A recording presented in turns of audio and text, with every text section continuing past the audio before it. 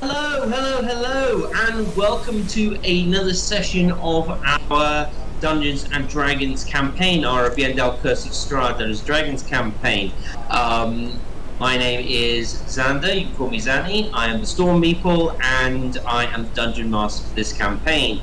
We're going to quickly go around the table and introduce ourselves. So with me to begin with, let's start with, let's go in order of our characters on the screen.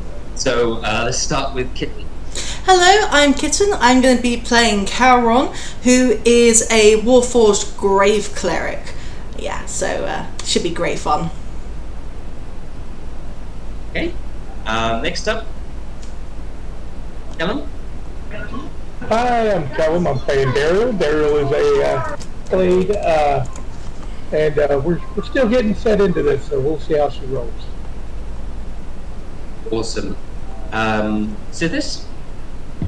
Hi, I'm Sithis Plays. I play the eventually Sun Soul monk, Kaori. Very nice to meet you all. I'm glad to be here. Fantastic. Bob. Hi, it's just Bob. I'm been playing a very interesting little character, hopefully tuned totem barbarian Slime, who is very, very tiny and cute. Which has been allowed. I know Slime's normally about 4 feet tall, but we've allowed this just for aesthetic purposes. Make him seem cute in the game. Okay. Next up, we have Nick. Hello everyone, the name is Nick, and these sessions in my character will be ZARRIEL, Divine Soul Sorcerer, and we'll see how Q performs this time. Excellent. Luea? Everybody, I'm Luea. I play KENARI, who is a Dragonborn Ranger. Excellent. And we are using the revised Ranger rules for her in this. Yeah. And finally, lastly, but definitely not leastly, Casey. Hi, I'm Casey. I'm going to be playing William, the human life cleric. Last week he got a pretty cool blessing that can help his healing powers, so hopefully I can use that to heal you guys up if we're ever in a tough position. Fantastic. First of all, I would like to ask, who's been writing on my map? I did. Is somebody... But it kept disappearing. It kept disappearing. It disappeared. So I have no idea that it's actually still there. It is there. I can delete that. I'm going to delete it. Yes, you can. Delete. Delete. Thank you very much for making more work for me as we begin this game. All right. Have to graffiti something. For those of you who are joining us this week, I'm going to quickly recap what happened as quickly as I can, as simply as I can. So our adventurers, they entered into the temple of Syrup. Syrup is the life goddess of Aviendahl, and like all the other gods, she was turned into a shard, or rather, she was broken up into shards during the event known as the Shattering. Temples are very, very important in Aviendahl. They are the source of the magic which runs steam forges and which protects and runs the wards of the different outposts. Our group managed to sneak their way into the temple, do some very good stealth rolls, except who will remain nameless, and managed to surprise what looked like some sort of dark magic acolyte when he was trying to attack the shard, being held by the beautifully rendered and drawn statue of Syrup, as you can see on our map. They managed to overcome the acolyte and his undead servants, and did spend a bit of time searching around the temple. When doing so, they found several things. They found a hidden room in which the real shard was contained, nowhere near as beautiful looking, but far more magically potent than the shard being held by the statue.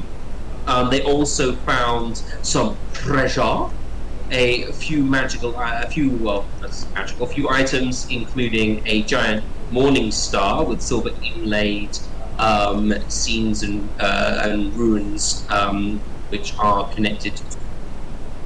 and also a number of lovely gold pieces, etc., things like that. Was it silver that you got? Copper and silver was it that you got from the room? And also, by engaging in a prayer, our resident life cleric managed to gain the blessings of Seraph, which gives all his healing spells 1d4 plus extra healing for the next 24 hours. This is not me trying to buff your characters at all. Finally, and our other members managed to go upstairs and have a look around. They found scenes of carnage. People have been killed in their beds, and while trying to flee from the different hospital beds upstairs reserved for patients, Earth, and the temple.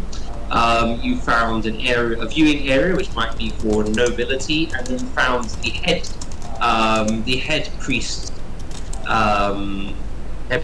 room, wherein you found a logbook of different events going on, as well explaining exactly, leading up to the collapse. And also you found a chest whereby you found some money that the priest may or may not have been skimming from the residents, which took the form of platinum pieces, 20 platinum pieces, which you divvied out amongst your party. You also found a suit of armor, which turned out to grant a holy amount of resilience to whoever owns it. Basically acts like undead resilience, which zombies have, but works in the case of necrotic damage instead of radiant damage or critical hits. I can't remember, was it Daryl who got that? Who got that on their character sheet? It was Daryl. Daryl has it. Okay. And I believe we took a short rest at the end of the last session. Is that correct? Or do we decide we weren't taking that? We did not decide what we're going okay, to so we did not decide whether we were going to take. That's perfectly fine. So this is where we currently are, guys. We are in the Temple of Seraph. Most of you are now all downstairs. You brought down the goodies and shared them out. You also are accompanied, let me just clarify, we may not know one of the characters, we are accompanied by Nelly, or Nelladary Greenbow, who is a wayfarer who was seconded to Caer Matias, which is where you are. It's a small outpost run, which is home to mainly a population of elves that live in the forest of Tamerlane. Oh, did I get that right? I have to double check the spelling of that, the name where I got that right. Oh, I'm trying to remember my own lore. No, sorry, that was not right. It was Phil Tanith. For those of you who are Warhammer fans, you may understand. And it is not probably right because I cut it up and put it into different pieces. But just in case GW don't shut us down, I borrowed the names. I'm sorry, I don't own them. They're yours. So, they're pretty sensitive about this sort of thing. Okay, so this is where we are, guys. You're currently in the Temple of Seraph. It's been about half an hour since you first entered and started looking around. It takes about half an hour to do a decent search of the place. We also had a prayer, which I would have taken 10 minutes, but I've included that in the half an hour. So there we go. So that's currently where we are at the moment. And I'm just about to hand out Cardigan Inspiration to you all. Yeah. For those of you who don't know, Cardigan Inspiration, right. I'm giving everybody a card. They can use this to boost a check, or an attack roll, or a save roll. In the case of a save roll which requires a skill check, like acrobatics check, or ability check, like a dexterity, etc. 1 to 5 adds 1, 5 to 10 adds 2, and I'm going to say that a face adds to your roll. Okay, including the use of the ace card, which is normally critical, but I'm going to say just plus 3 for this because I don't think you can't automatically pass the check in this respect, just in case. Alright, so I'm going to be everybody cards. Here we go. I get one as well, which means I can also do this. And I believe we have... what are we going to do for that? So the viewers have the ability to use their Twitch channel points. It can only be done once, but basically you can force the DM to use their Cardic Inspiration for the next roll. So yeah. And we only get Cardic Inspiration once for all players, but the viewers can get, and not players, not the players who are viewing the stream, just the viewers, they can force the DM to actually use his card. They can play it out. I was just about to say, dang it, I wanted to be able to force the DM to do it. No, just viewers. No.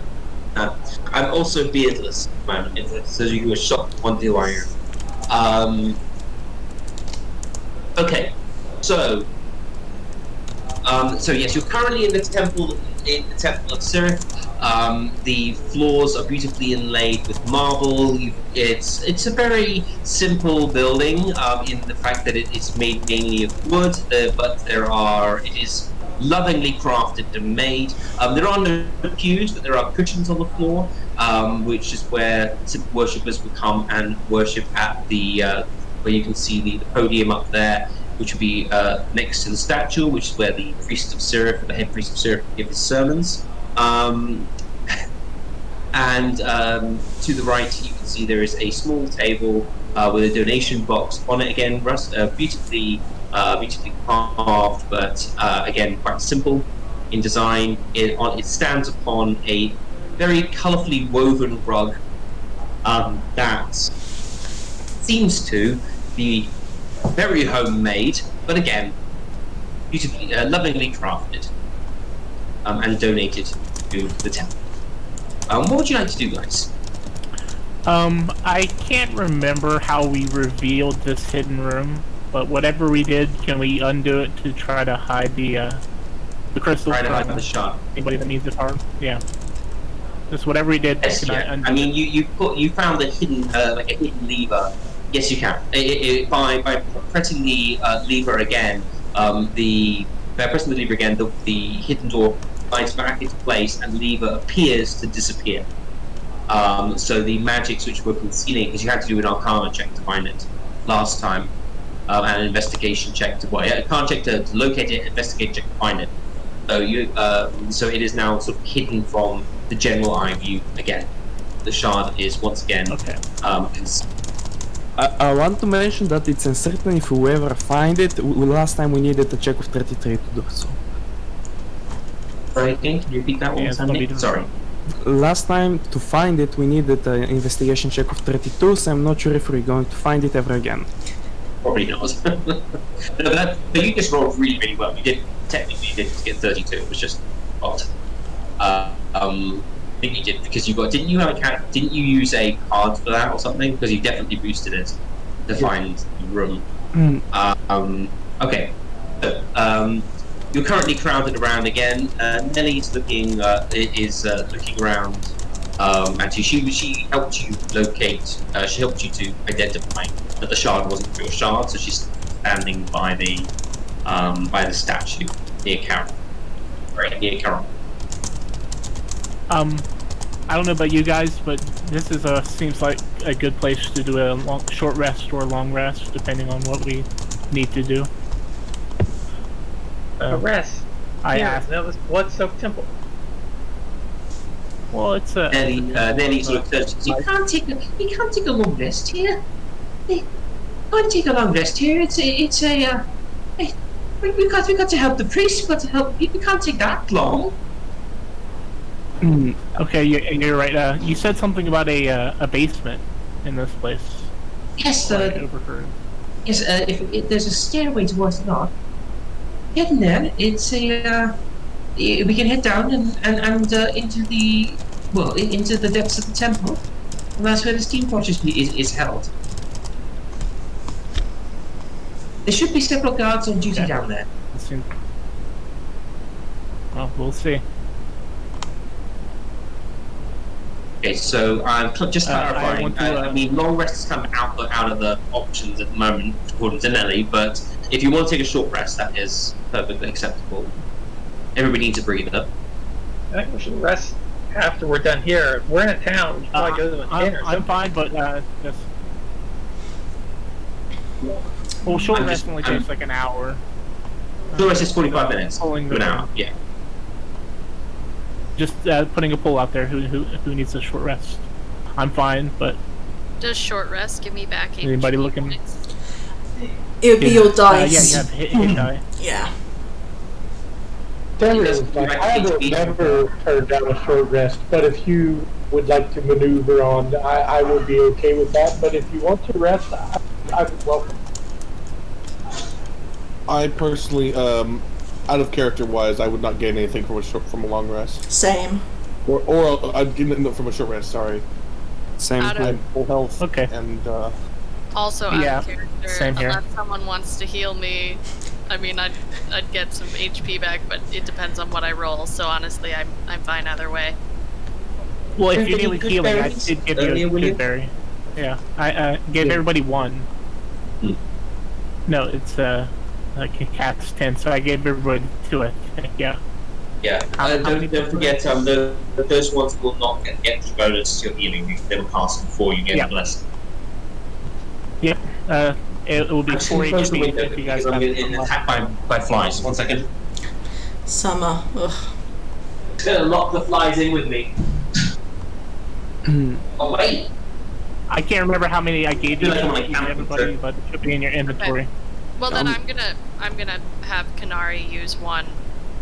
Does it give me back full HP, or does it just give me back like a point? It point, gives you however. 4 points. 4 points. Yeah, because I'm an awesome life cleric. Life clerics. yeah. Most OP healers in the game, but that's pretty much their entire shtick. That and destroying undead. Pretty good at that as well. Karen just mumbles about like sodding life clerics. No one ever remembers the death clerics. We've got a life and death cleric. I'm going to put a gold in this this jar for the church right here. Just put a little offering in while I'm standing here. Lovely. The coin clatters into the box. It seems the hollow wooden thunking sound indicates that it's rather empty. You feel a sense of approval, if not divine majesty. Well, she blessed me enough, so I thought I'd give back a little bit. I can't double bless you. You can't like go, oh, he gave me money. I just gave him that coin. Right? Is he giving me 1 coin back? That's true, yeah, that makes sense. Did we, Okay. just ask if everyone marked off the healer's kit and herbalism kit, whoever took those? I took the healer's kit, if I recall correctly, yeah. I have no use for the herbalism kit, if anybody wants that. Alright, Nelly, well, Nelly sort of heads towards the north and points you towards there's a door whereby there are 2 very beautifully drawn staircases, which definitely do not look like small crisps at the top of the screen. Burrito chips up at the top there. So she says, There is she indicates the door and she says, we should be able to head down this way. Alright, yeah, I will open the door and head down the stairs, if everybody's ready. Yeah, I'll follow. I'm ready. Alright, now I'm not going to ask you to do your marching order because basically what you're going to have to do is when you get down there you can rearrange your token. I just put them out, I just put them out on the map because I didn't know how you were going to do that. So we're going to go to the next map, guys, okay? Sweet. Okay. as we're walking down. Okay. Mm-hmm. Before we go, I wish I'm putting one of my hands on Karen, Karen's plate, armor, whatever it is, and whisper illuminescence, and his armor lights up with the light cantrip. Okay, light cantrip. Okay. He's like, He's I am the moving torch. DM, quick question. Yes. Is Ellie currently holding Melamon then? Or is he walking on his own? Ellie, Ellie, no, sorry. you mean Nelly? Nelly, no, she's not holding Melamon because Melamon was bouncing around trying to eat the Morning Star in the last one. So she. Okay, just I'd like now that just wanted to make sure like he's moving on his own. That's all. Okay, thank you. So, Nelly basically will turn to you before you go down and say, "Should I like me to come with you or guard the way back up?" If you want to come with, that's okay. Pretty sure you know where you're We going, can- whereas we're going in blind. Why don't you go first? Well, I've actually been down here before, but I'm trying to remember what voice I used for. What bloody voice did I? Was it Irish? Was it Irish or was it Scottish? think it Like was a bit more Gaelic, I Scottish. think. Yeah. Right, well, The Gaelic is what Yeah. you were going with a little bit. it's a feeling. Okay, she's doing. There you go, you got Alright, it. I can do that. Right, so trying to remember my own voice. This is one of the terrible things about this. Wait a minute, I actually wrote down on the character thing her voice. She sounds like she's very soft Scottish. Okay, so alright. Right, so just I can't remember. Was she a warrior or does she know how to fight? she's a wayfarer like you are.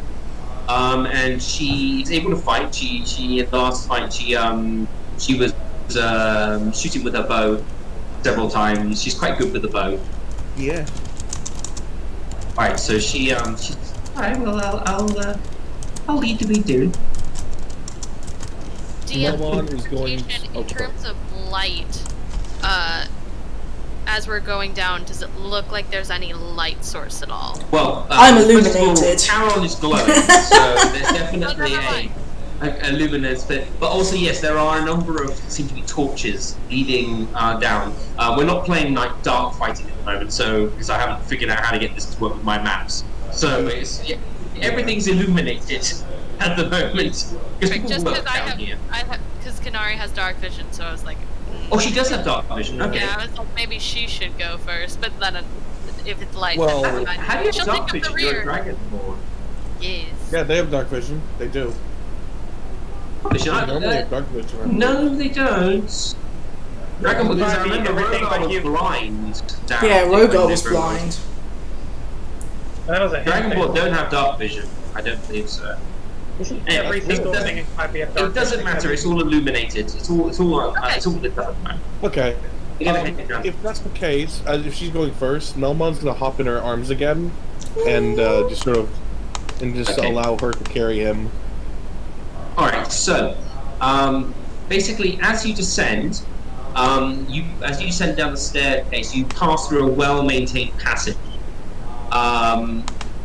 You pass through a well-maintained passage. The passage is lined with murals of Sirith and her different persona, Sorry. One portrays her healing a wounded knight in a temple. Another helping to birth a young orc at the act of handing the babe back over to his mother. These images continue in different forms, showing her as a mother goddess, healer, creator. The final image is portrayed over an entrance archway. Shows Sirith with draconic wings spread wide, rays of light descending to encompass the world. By her side are two young dragonborn, one golden, the other silver. Both are in the act of dancing around the planet of Aviendahl. Their smiles on their faces are beatific, but they're also predatory at the same time. The doors to the archway are thrown open, and the sounds of battle reach your ear. You can see through the arch a young elf clad in the uniform of the Caer Matthias Guard, wielding a spear and shield, and is trying to prevent a number of assailants from trying to pass her on the stairway. Just to tell you what that looks like, she's wearing scale mail, which has like a leaf emblem emblazoned into the armor. She also carries the kite shield, green tunic, ironwood braces and greaves, and she has like a tall conical hat. Okay, so what you see is, and you can decide what order you're standing in, more or less, but basically what is this as soon as I can go onto my GM overlay and highlight everything. Yes. William would be one of the first. He has a high AC. Can I cast Shillelagh? First of all, not before this battle. No, sorry. Got it. You have to say that. You had to say something like, "While I was descending the stairway, I cast Shillelagh." But technically, Shillelagh cast lasts how long? It's like a minute, I think. Is it a minute? Not an hour. Okay. All right. So, can I just ask what everybody's passive is at? My passive is 15. Your passive is 15. 10 for Melmon. 10 for Melamon. 14 for Kaori. 16 for William. 16 for William. Of course, William's Sorry. 16. Noah, what's yours? 11. 11. So your mic's a little bit quieter than everybody else's, so I'm going to try and be more careful listening to you, okay? Sorry, I can move it closer. I moved it away because my mic was picking everybody else. Can you hear me better now? I can hear you much better now. Thank you. Okay, 11. You were a little bit quieter than everybody else. People were talking over you and we couldn't hear your voice. Also, okay, DM, so you can right click on people in the Discord voice and turn them up or down. I probably will do that as well. Actually, let me just do that. How do I? So right click on Luea in the voice channel in the list. Okay, right yes, click. I see. User volume. Yeah. Oh, I can mute people as well. If you annoy me, I mute your voice. What's that? You want to roll? Dexterity check? I am the DM. I control. Shillelagh lasts for a minute, so yes, you still wouldn't have it at the moment. All right, but it is a bonus action, which means it gives you something to do with your bonus action to get to a higher level. All right, so you've entered as you enter the room. Caron, and was it William who had passive perception of 16? Yep. Anybody else have passive perception over 15? No? Okay. Alright, so Caron and William, as you enter the room, something doesn't feel right. And something is on the edge of your perception, and you can't quite notice it. You can't quite notice it until something seems to skitter in the corner of the ceiling. You both push. I'm going to have to move you guys a little bit because you push your the others out of the way. So Caron, I need you to move forward and take Dariel's place, please. And Okay. William, I need you to swap with Melamon. Okay, so Okey-doke. Do that quickly. sorry, Dariel. So Melamon, if you could just move to the side or over to the left. Yep, there we go. And Zariel, if you could just swap places with Caron quickly. Okay. All right. Basically, pushing them out of the way, and a rangy and deranged-looking individual jumps down from the ceiling. He has blood-slicked claws, and seems to have appears to be an arm hanging from his jaws. Within his jaws, he snarls and starts to lash out at you as you enter the room. We're going to go into initiative order, guys. We can all roll initiative, please. I'm going to get my ghoul and everybody done. Remember to click on your token first. Remember to click on your token first, and then do your initiative. But either way, your DM can sort the numbers out. The initiative tracker is not on the thing yet. Let me get it up running. There we go. Okay, just double checking. Sorry, I just need to turn it on. Alright, now I have these guys. So basically you can see the guard is surrounded by what looks to be 2 skeletons and 2 individuals wearing robes and skull-faced masks. I'm just quickly making these into tabs so it's easier for me to do this. So there's 1 guard and 2 skeletons and 2 rope. There's 2 skeletons, 2 humanoids wearing what seem to be like robes and skull masks, and an individual just jumped out from the ceiling trying to launch an attack on Caron and William, because they managed to push you out of the way. If you hadn't been here, you guys would have been surprised. Yes. Because high perception, high wisdom tokens are a cleric. Ranger, I'm disappointed you didn't notice the evil creature in the ceiling. But it's okay. Sorry. If this was a natural cave, you would be fine. But it's not a natural cave, so it kind of screws with you a little bit. Like, Yeah. Alright, let me just quickly get and then get zombie, then get the fighting music up and running. Ooh, My yeah. first time in this. So, character edit. No, don't edit. I keep forgetting how to do this. I've been 1 week out of this and I'm already forgetting how to do Roll20. Ow. Okay, that should be everything. Now I just need to quickly be on initiative track. Oh, I need the guard as well, don't I? Sorry, I know the guard looks like a picture of a bearded man, but it's just like the only non-copyright guard I can find, so...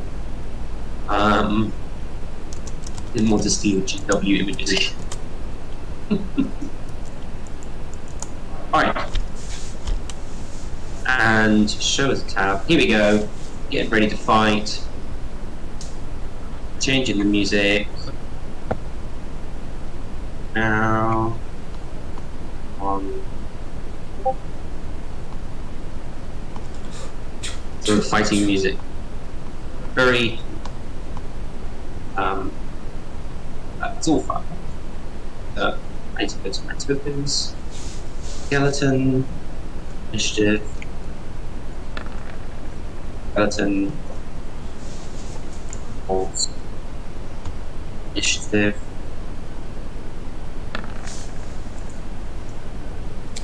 Oof. Yes. I had to roll initiative on my hard dice because I couldn't find the initiative button and I was freaking out. That's okay. Pulse. For the roll for the It should be You right seem to be above on- your current hit points. yeah, right Yeah, next to top it. middle. The sheet. Roll. Top middle, right? Or it says advantage. Okay, so now I should. I was looking for it on Roll20. I should have got. Okay. Alright. You just have to make sure you click your token on It's all the good. 20. We were on there once. Okay. Alright, Skeleton gets to go first. Go, Skelly! Cheater. I'm not cheating, I'm the DM. I rolled it in front of the guy. Xander, did you sort Lua's initiative out? Oh, I got 8. Lua, I need to move her onto the track. How do I move her onto the initiative track? Where is she? Where's her token? Let me just try again here. Hold on, give me a second. I can put you on the track. I just need a token. 1 second. Melamon's character picture is hiding Lua's token from me. I can't touch it. Oh, Can you just move Lua forward for a minute? Just move her. Yeah, just no, not your little buddy. Can you just move that a bit forward, so I can? this? I need to. Lua's avatar. Yeah, I couldn't select it because it was too. Because Melamon's little chibi picture for his thing on the cam was covering that, and I I couldn't do moved her anything. down over here, so she should be able to. Put cards covering everything. You scroll down the map. Oh, okay, got it. Here, she's up there now. She's in the next room. Okay, I can do that. I can do that. I can add her to the sheet. What did you get again? I got There we 8. go. 8. Fantastic. We have fun, by the way. Just to let you know, viewers at home, we have fun with this. All right. So I'm gonna just quickly put 100%. sending. There we go. And you're on the list now. Did you add your dexterity modifier? Your initiative modifier, because you get like 8 plus whatever your initiative. I thought we agreed for the. That's only when I'm out in the open and not in. No. But when you roll initiative, you have, if you look at your it would be initiative on 10. your sheet, it would be 10. Yes, plus 2, so I it's rolled 10. 8. Not. Yep. Okay, I'm just gonna. You rolled an 8, but we have to add your initiative on there. Yep. And here we go. Done. All right. Hey. I think what I'm going to do is kind of leave you guys on the initiative track because it takes too long for me to do this. Not your fault. It's just me having to do things. So I might have to say like wherever we go in this, you kind of stick on this initiative roll. But Carrie would love that because Carrie's got 20. All right. So Skeleton, Skelly gets to go first, and you can move back down now. Kenari, back down. She's run past everybody who's in the next room. Moment. All right, so He was right behind KENARI, so we'll just. there we go. Over here. Cool. So Skelly. Oh, I didn't do Nalindi, did I? Did I not do Nelly? Nelly is not on the list. All right, Nelly. Let's get you on because you're pretty awesome. And I tend to roll far too many criticals with characters like this. Character She's still holding Melmon. Is she holding Melamon at the moment? Yeah, I No, do believe I went into her arms. Oh, okay. Yeah, you did. Oh god. So Nelly now has Nelly is encumbered by Melamon. Oh no. So she'd either have to drop me at the start of combat. She's gonna have to drop you. You're gonna have to take some bludgeoning damage. I'm joking. No. I'm not gonna do that to you. Nelly got 10.1 or 10 point. All right. That's So the tiebreaker. Sending. Yeah, she's in the tiebreaker zone here. All right. So she's under ZARRIEL, but she beats KENARI. All right. So my skeleton. Actually, no. KENARI beats Skelly then. So KENARI, you're first up.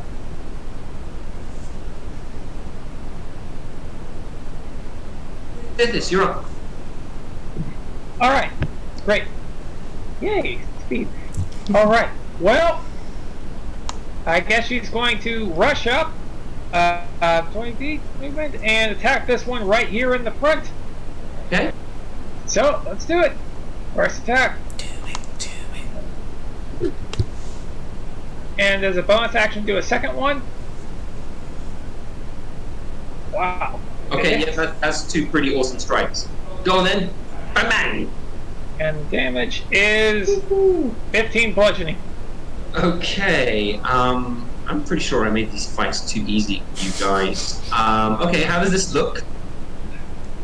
First she runs up, cuts her way else, and she just like does a karate chop downward, breaks the skeleton's skull at the first hit, and then just kicks through his chest with the second hit, just shatters his bones everywhere. Okay. His bones shatter everywhere, and he collapses to the ground, skull crushed. By the first strike of the thing was an insta kill. Monks are too powerful. Yeah. Overpowered monk. This is because you rolled so well for your stats.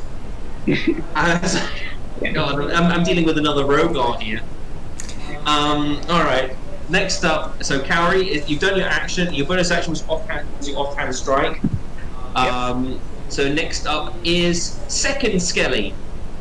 Skelly 2 or Skelly only now because there's no other Skellys.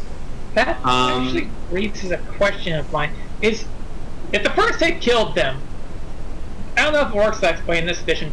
If it works that way in this edition, since I did 2 attacks, if the first one, the 7, wasn't have to kill him, doesn't that mean my second attack would automatically? If your first one had been enough to kill him, I would have told you. Okay, thanks. But also, if you want to do attacks on 2 different targets, you need to specify that. Like, I'm going to attack here and then attack here. You need to tell me what you're doing before you do it.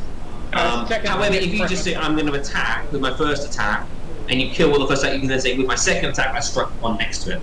Do that. Alright, just check, see if the first one. No problem. Skeletons are pretty slow on the uptake, so this one's going to attack the guard. Because that's what he was doing beforehand, so he's going to try and kill the guard. Kill the guard. He's going to strike with his shorts.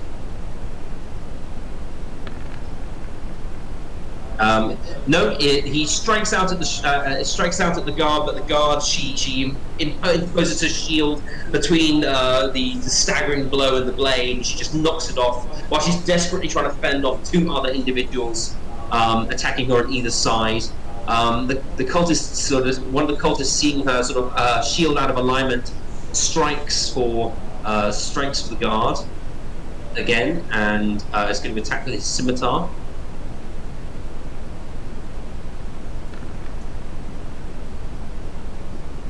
I don't know whether that's enough. No. Alright, so the shield is out of alignment, but the blow strikes against the guard's cuirass and bounces off again. So the guard is definitely looking shocked, but still intact. The ghoul is going to lash out at Charon, who was standing right next to him. He launches himself at you with his claws. doing a strike with his claws. That's a ghoul. Ooh, okay. Okay, so that's a 17. Is that through your armor? Have I got my from the last session? Did I have my shield on from when you took over my character, or am I no, just you're got? carrying mum, unless you changed it. No, I haven't. I've carried on with what was from the last session. So in that case, that hits, and I need to succeed on a DC 10 Constitution saving throw. Okay. No, I'm I'm gonna. Can't remember. No, you can be poisoned because you're still technically partly biological. So yeah, you have to take a DC 10. As a grave cleric, don't I get an advance on? I don't know. Do you get an Let me. advantage I against think poisons? so. I think I do. Is it my Warforged Resilience? Let me just have a quick. Warforged Resilience There you go. resistant to poison and Yes, so you have advantage on saving throws against being poisoned or resistant to poison damage. You're immune to disease. Yeah, so I would say in this case it's not charm. It's definitely some sort of poison. So that's my ruling as the DM. So yes, you can have an advantage on this roll. Okay. DC 10. Constitution. Yeah. You take a little bit of damage. But you take some damage, but even though you feel a burning sensation in your organic portions of your body, your body just literally starts to re-knit itself and fight back against the poison, and eject it completely from your system.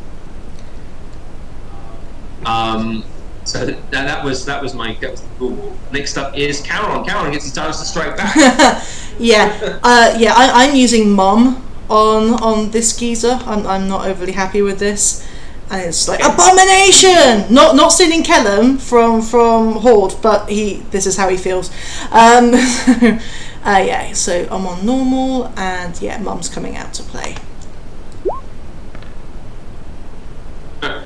You swing wildly, but the shock of being attacked by this creature, even though it bounced off even though it only caused a small amount of damage to you, I'm afraid. By the way, don't forget your scythe has a 10-foot range, not a 5-foot range. It's 5 plus my standard. Yeah. So that's why I've done it like that. It's an extra 5 feet. Yeah. Okay, so I'm afraid that's a miss. Do you want to do anything with your bonus action? I think most of my cantrips are actions, not bonuses, but I will have a very quick check and just see. I think the only one you have is Spare the Dying, isn't it? That's your only bonus action. Let me just have a quick look, see. Spare the Dying is action. One action, that is because a one she's action. a brave cleric, it becomes a bonus action and she can do it at a range. Spare is spare is really bonus. Good. Yeah, everything but Spare the Dying is action. So no, I can't do anything as such. She's a 30-foot Spare the Dying range. She's pretty awesome. However, if I move here, that would allow Kaori. No. If I'm here, I'm staying in within. Around. Okay, but what I mean is that would then on the next turn, whoever like with Kaori on their turn, they can run past. I'm talking about flanking. If I'm here. On next time, Kaori would then be able to have advantage with that guy, right? No. Because it's symmetry. You would have to be here, do it. Oh, okay, I can't be side by side. You have to be completely opposite. Okay, alright. Yeah. So there's no point then in that sense. So I will stay where I am then. Okay, and that'll be my turn. Okay, Zariel. Mom. Okay, this is hard one. So first off, I'm going to move. Can I move through my? You can move through William, yeah. Yeah, through William and Daryl to move to here. Yeah, you can move through them, yeah.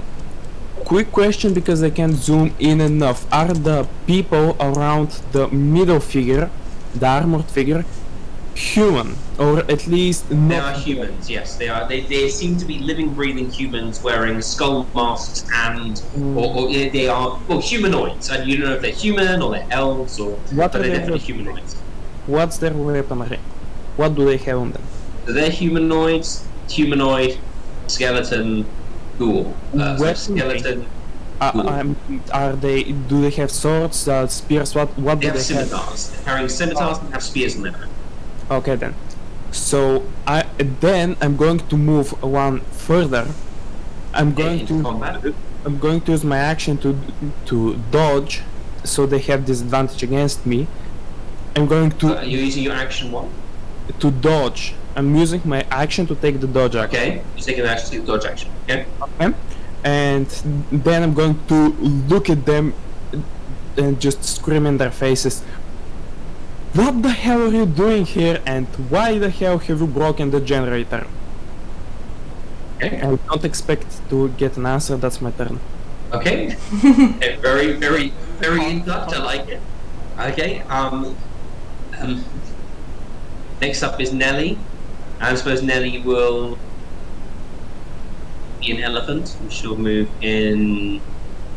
actually, she doesn't move anywhere, she can shoot. She's standing on top of the thing, so she's going to stay where she is, and she's going to shoot at the skeleton, since that's directly in front of her. So she's going to shoot skeleton. As Nelly, she gets 2 shots with the bow. That's her ability, so to speak. So she gets 2 shots.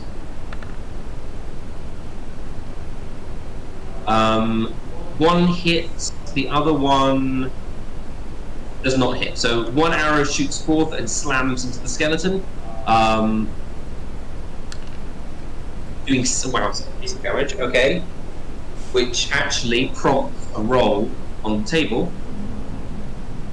So let's see if we can do anything. So the creature has to take a DC 15 Constitution save. Okay.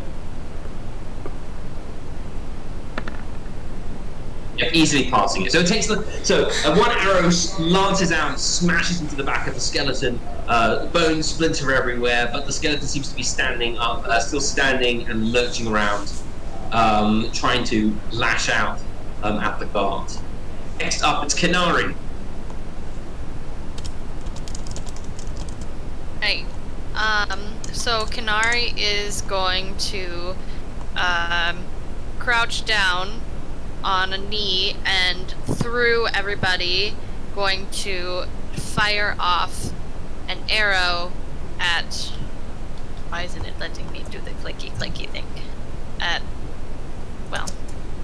It's this one? Or no, the armor guy with the darker background. This one, that's the guard. Yep. That's a guard. Oh, we don't want to shoot him. Never mind. Good God. No, not that one. Just kill everybody. Just kill everybody. Okay. Murder hobos.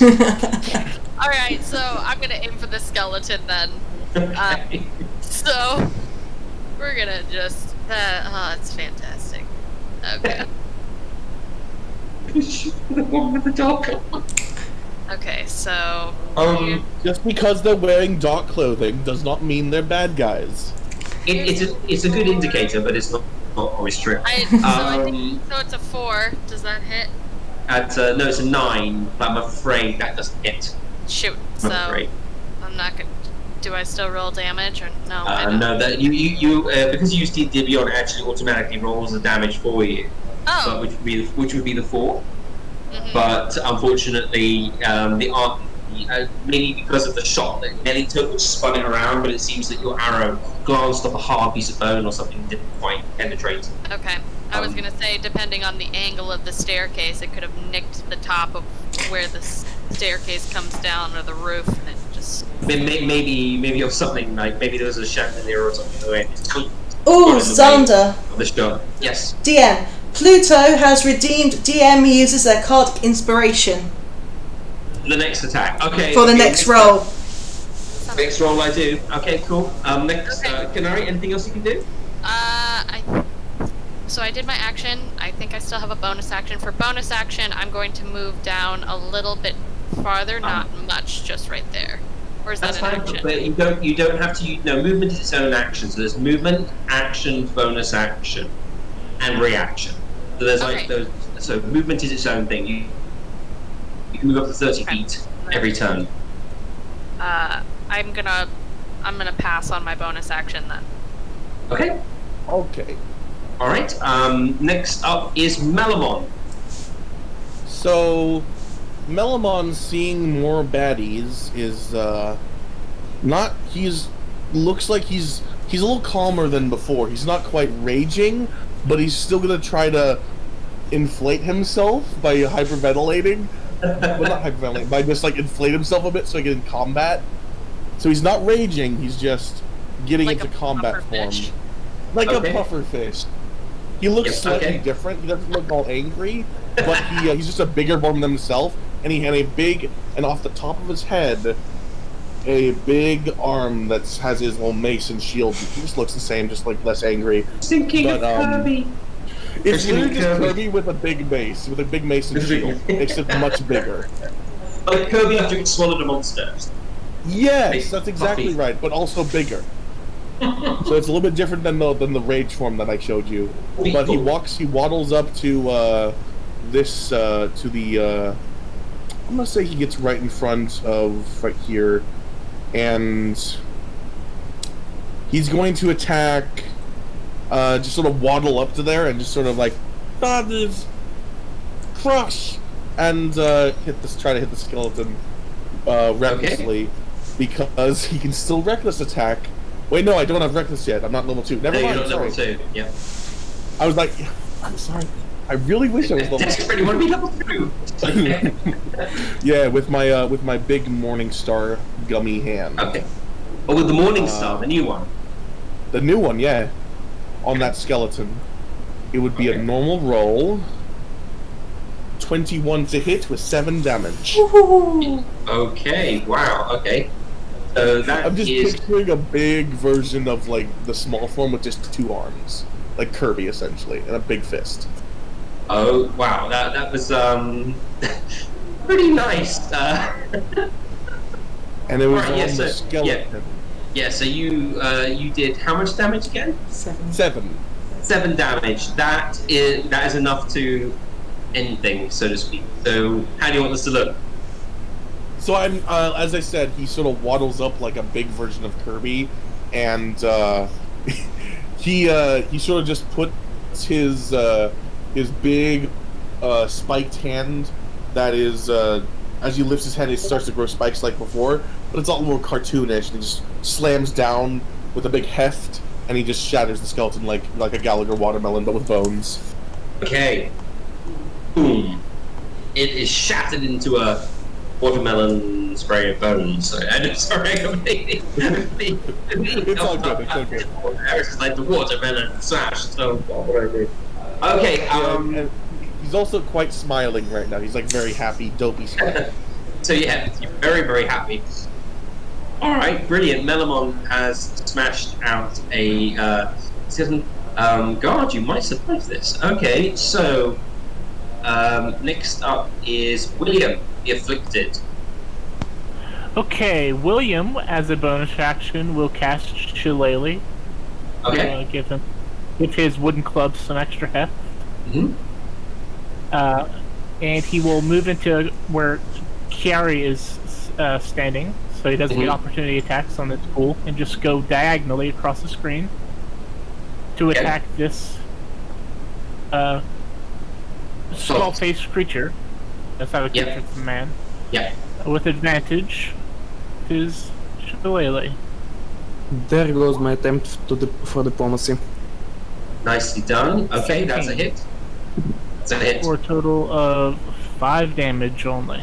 Okay. When he... No, never mind.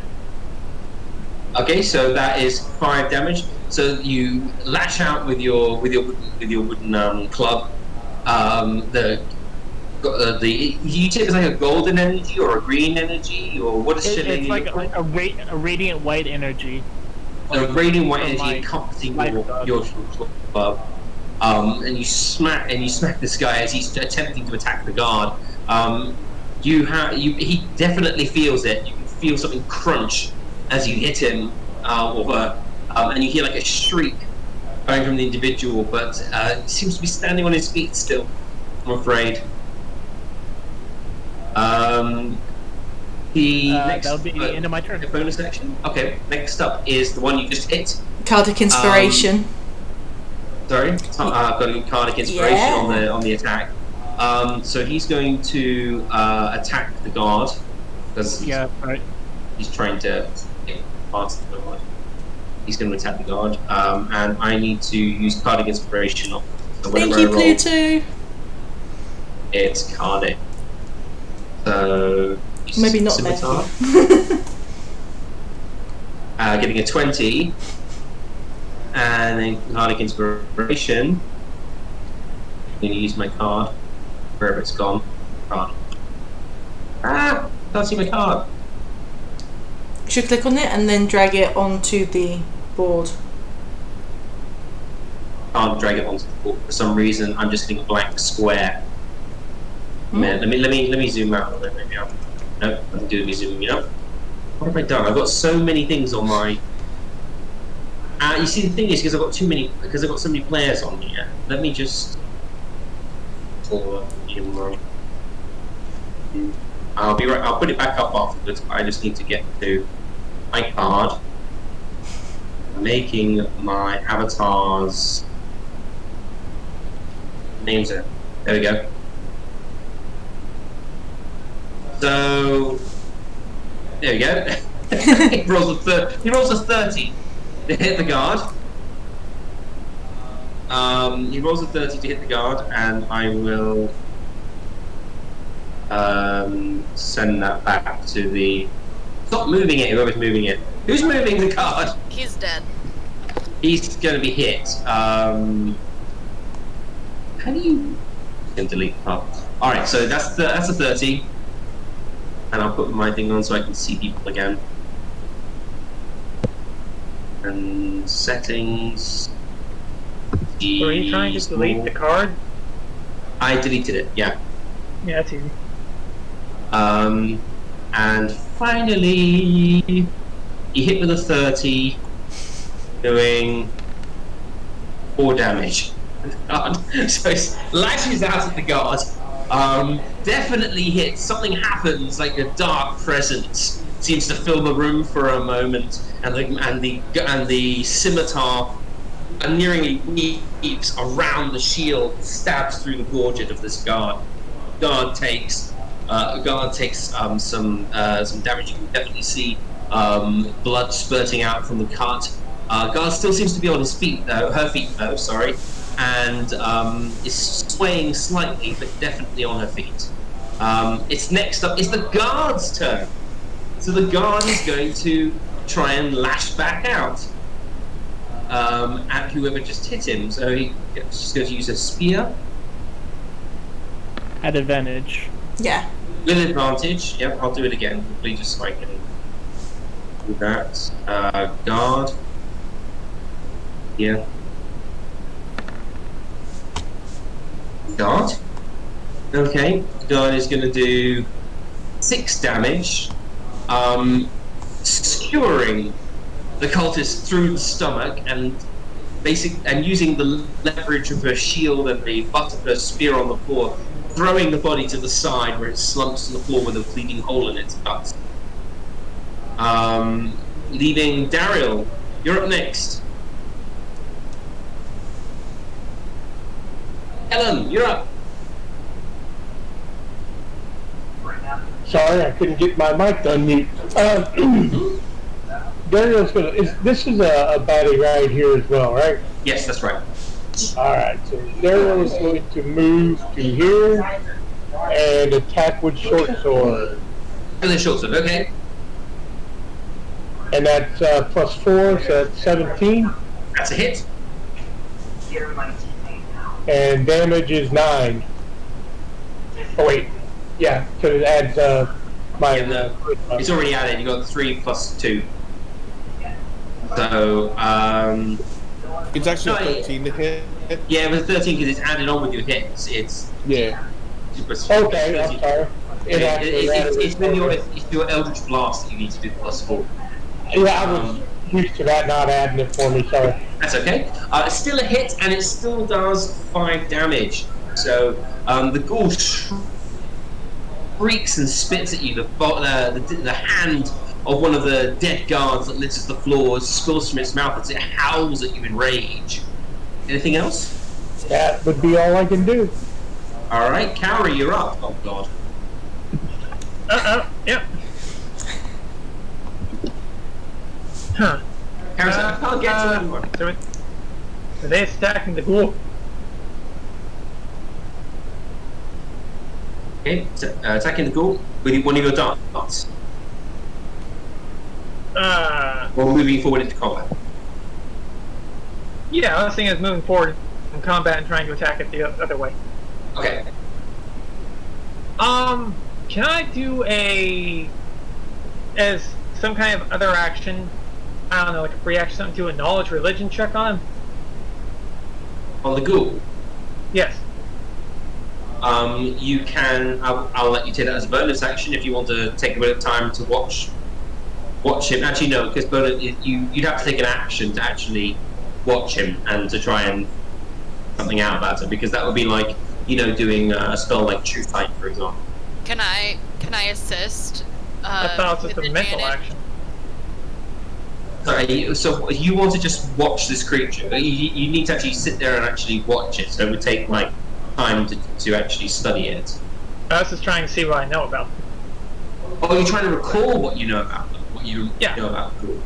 Yeah, it's dangerous in here. I'm asking your character, have you encountered ghouls before in the past? No. Those would be like what you remember from what you studied about them, or you learned about them. So yeah, you can take a history check if you want to. How much you remember about from your studies at the temple. But would that check be an action used? I'd say it's a bonus action. I'll let you take it as a bonus action. But you only get one punch if you do that. Alright, I'll try it. Okay, is it dangerous to get too near this thing? Well, so you would know, I think you would know after, part of your order would be studying these undead creatures, because, you know, you're going to be coming into both combat quite frequently. At least until you can develop your powers with long-range fighting. And so you would know that ghouls tend to be incredibly unhygienic.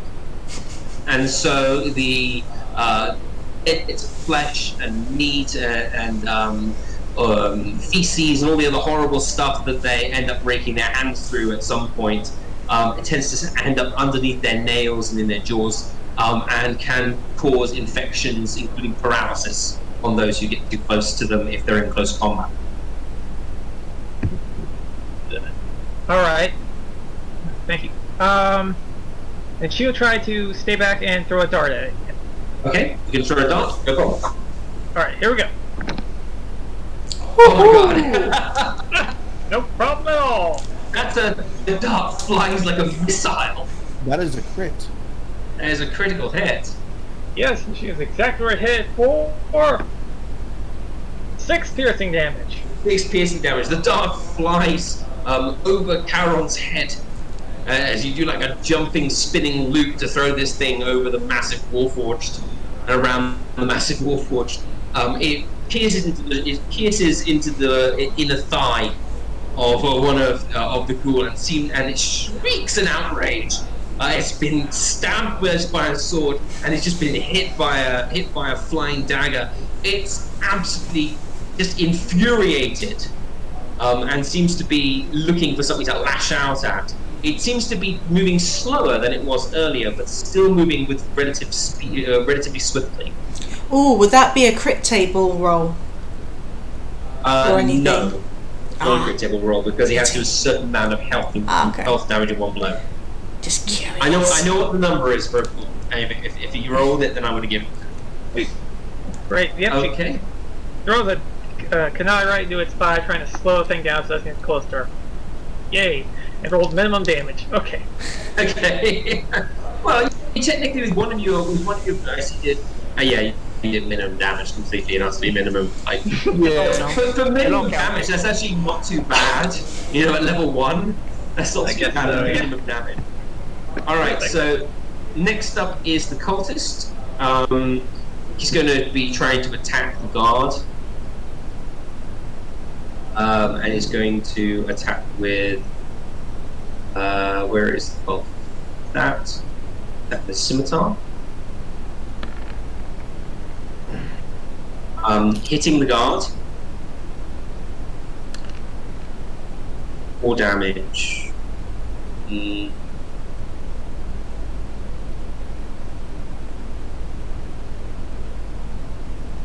Do we have healing spells?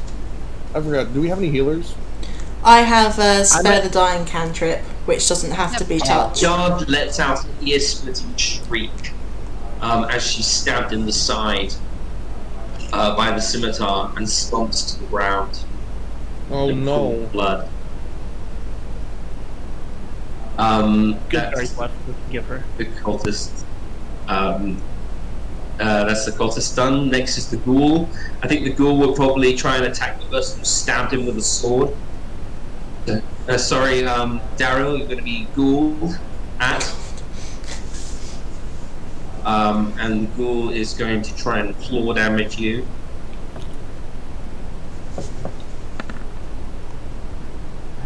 $22 damage. 22 attack. Sorry, not 22 damage. You're okay, Daryl. You're not dead yet. Yeah, that's a hit. That's a hit. Okay. That is 6 damage. And you have to take a Constitution saving throw, please. Is that versus poison? It's a I think it is poison. So I think you have a. Are you immune to poison? I am. Yeah, come on, advantage. Immunity to advantage to poison because you are a UMT. That's right. Okay. No, it's immune. Oh, you're immune. Completely immune. Yeah. Okay. So I'm you're just absolutely immune to poison. Yeah. So you're like you're just like interesting. Hint of diseased flesh. A little bit of horrible other stuff. Yeah. Okay. I can. Your body's just like shrugging. No problem. So you still take 6 damage. You're still lacerated by these long lashing claws. Got it. Okay, next up is Carol. Yeah, Caron just sort of looks at Mum again, his massive siphon. It's like, this time, he says to himself. And so he's going to use that. Let me jump over first. So I'll do. No, don't change size. So go to claw. Okay, here we go. Come on, baby. No. DM cursed me from last session. And then so I know that's not going to happen. So like I just somehow seem to be so really pathetically slow with it. Then I'm going to use my cantrip. Now is the space 5 feet by 5? Are they 5s? What do you mean? The tile floor, is that 5 feet? Yeah, 5 feet each. And was the guard on 0 HP? Dead already. She's not so I can't. She's an NPC, so. Oh, okay, so it doesn't work. That's a shame. I was going to try and help somehow. She's an NPC. NPCs just go. Don't shoot I was going to try that as well. Yeah. Okay. So apparently you can't go unconscious if you're an NPC. You just straight die. There are. I mean, there are. It was over the 0. It took her over 0. So. If you'd been like 0 or 1 HP and I'd knocked her out, then that would be different. But this is basically a dead NPC. Yeah. Okay. I think what. So I can't do that. So I haven't used a bonus. It lasted a long time. It's like multiple attacks. Though I was really surprised how long she lasted. I think it would maybe be safe for me to. It was bonus action for me to equip my shield, wasn't it? For my scythe to turn back into a sickle. Yeah, I'm going to do that to bounce my AC up a little bit. So I'm going to use my bonus action to equip my shield. My mum's scythe does this really cool transformation where into a sickle, so I can have it one-handed. Okay, so basically you're swapping weapons. Yeah, that's cool. Yeah, swapping weapon with sickle. So let me just update that on my shield. Transformation spell kind of thing. Pretty cool. Okay, cool. It's fun. We love Ruby in this household. Next up is ZARRIEL. Sorry, ZARRIEL. I'm sorry to say in your turn when you scream, I forgot to let you know. Basically, all he does is sort of like snarl back at you as you scream at him, and then launches attack on the thing. I did try to ignore what you did. I'm sorry about that. I should have told you what his reaction. It didn't affect the way he was fighting, but it did. You did get his attention. Okay then. I'm going to quickly look at Melmon and say, I want to keep this one alive, and I'm going to turn around and try to shove him prone. You're trying to shove him prone. Okay, do a strength check for me, athletics check. Who are you shoving prone? I'm shoving prone the one left, the one in front of me. I couldn't tell if you're trying to shove Melmon or... No. I'm looking to you, saying that you don't need to kill him. Okay, so you're shoving him prone. I'm gonna roll using his. He's not ready for you to do that, so I'm not gonna use his. I'm gonna use his. I'm gonna use his dex, like he's trying to keep his balance.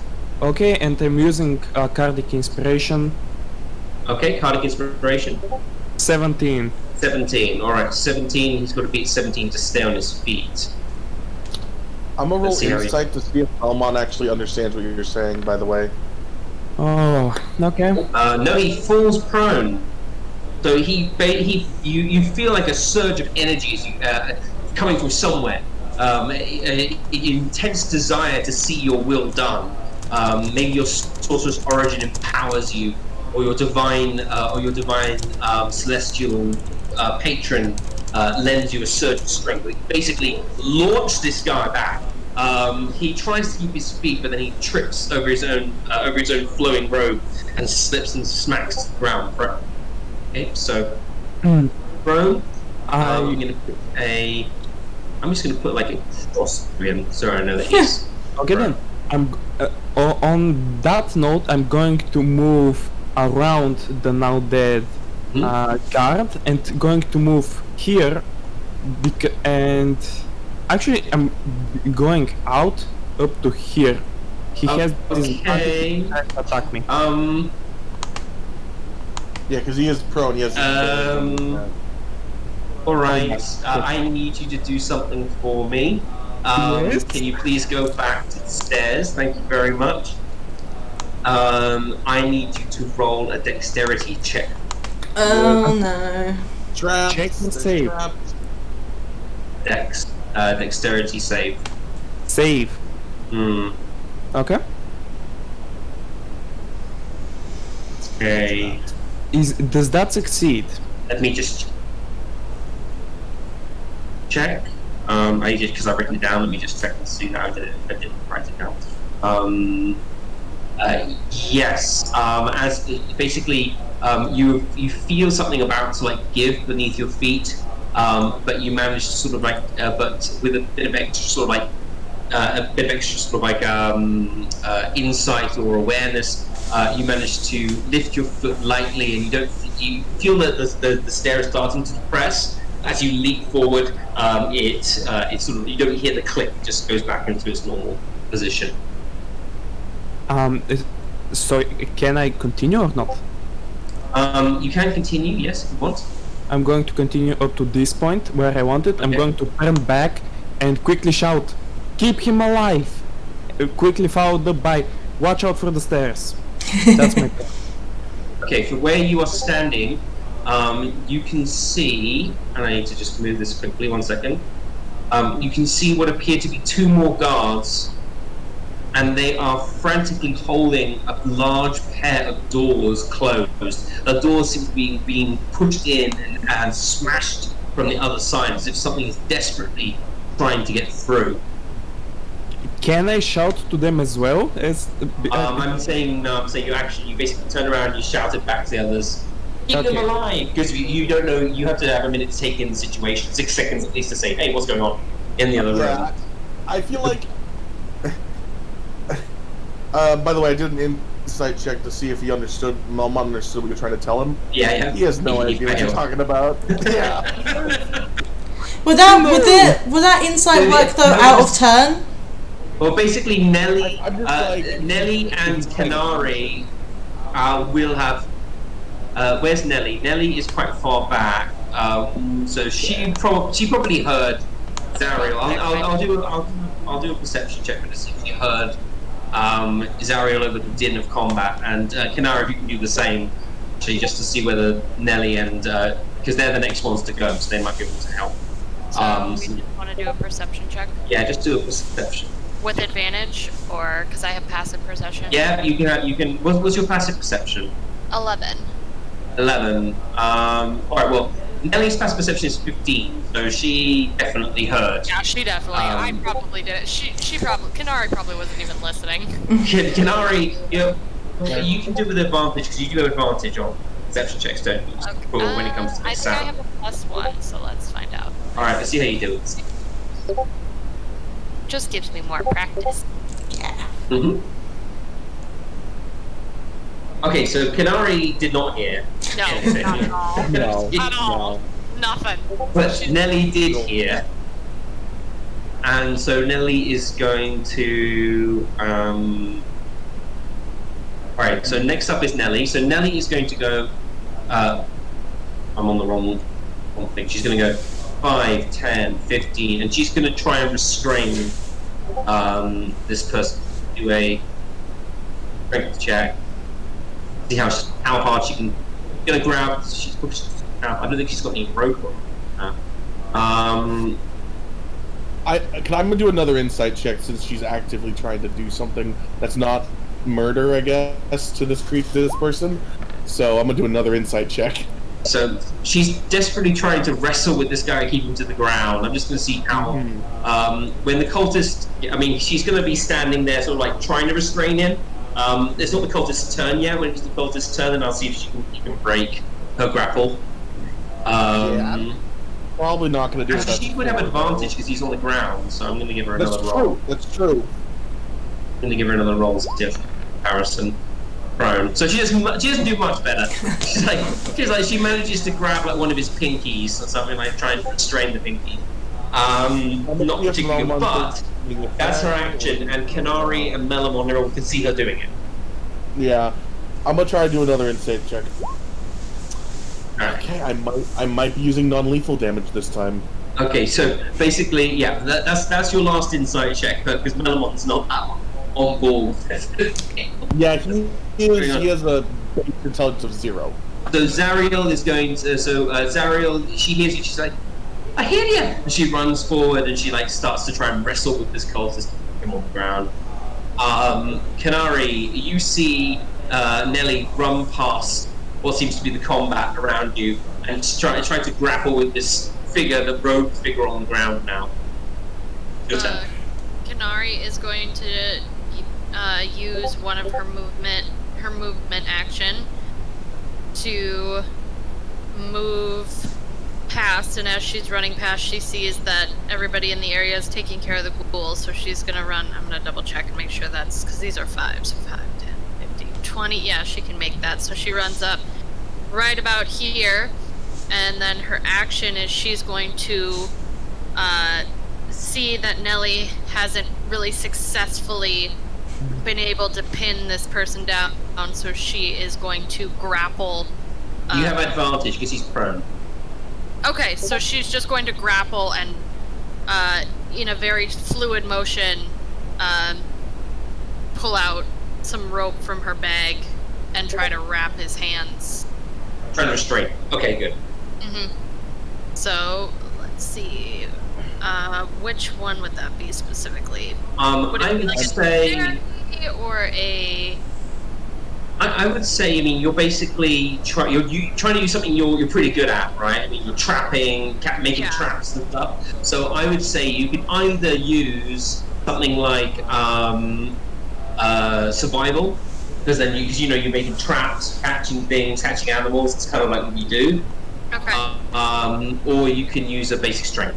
You're going to try and tie him up as tight as you can. I'll do strength.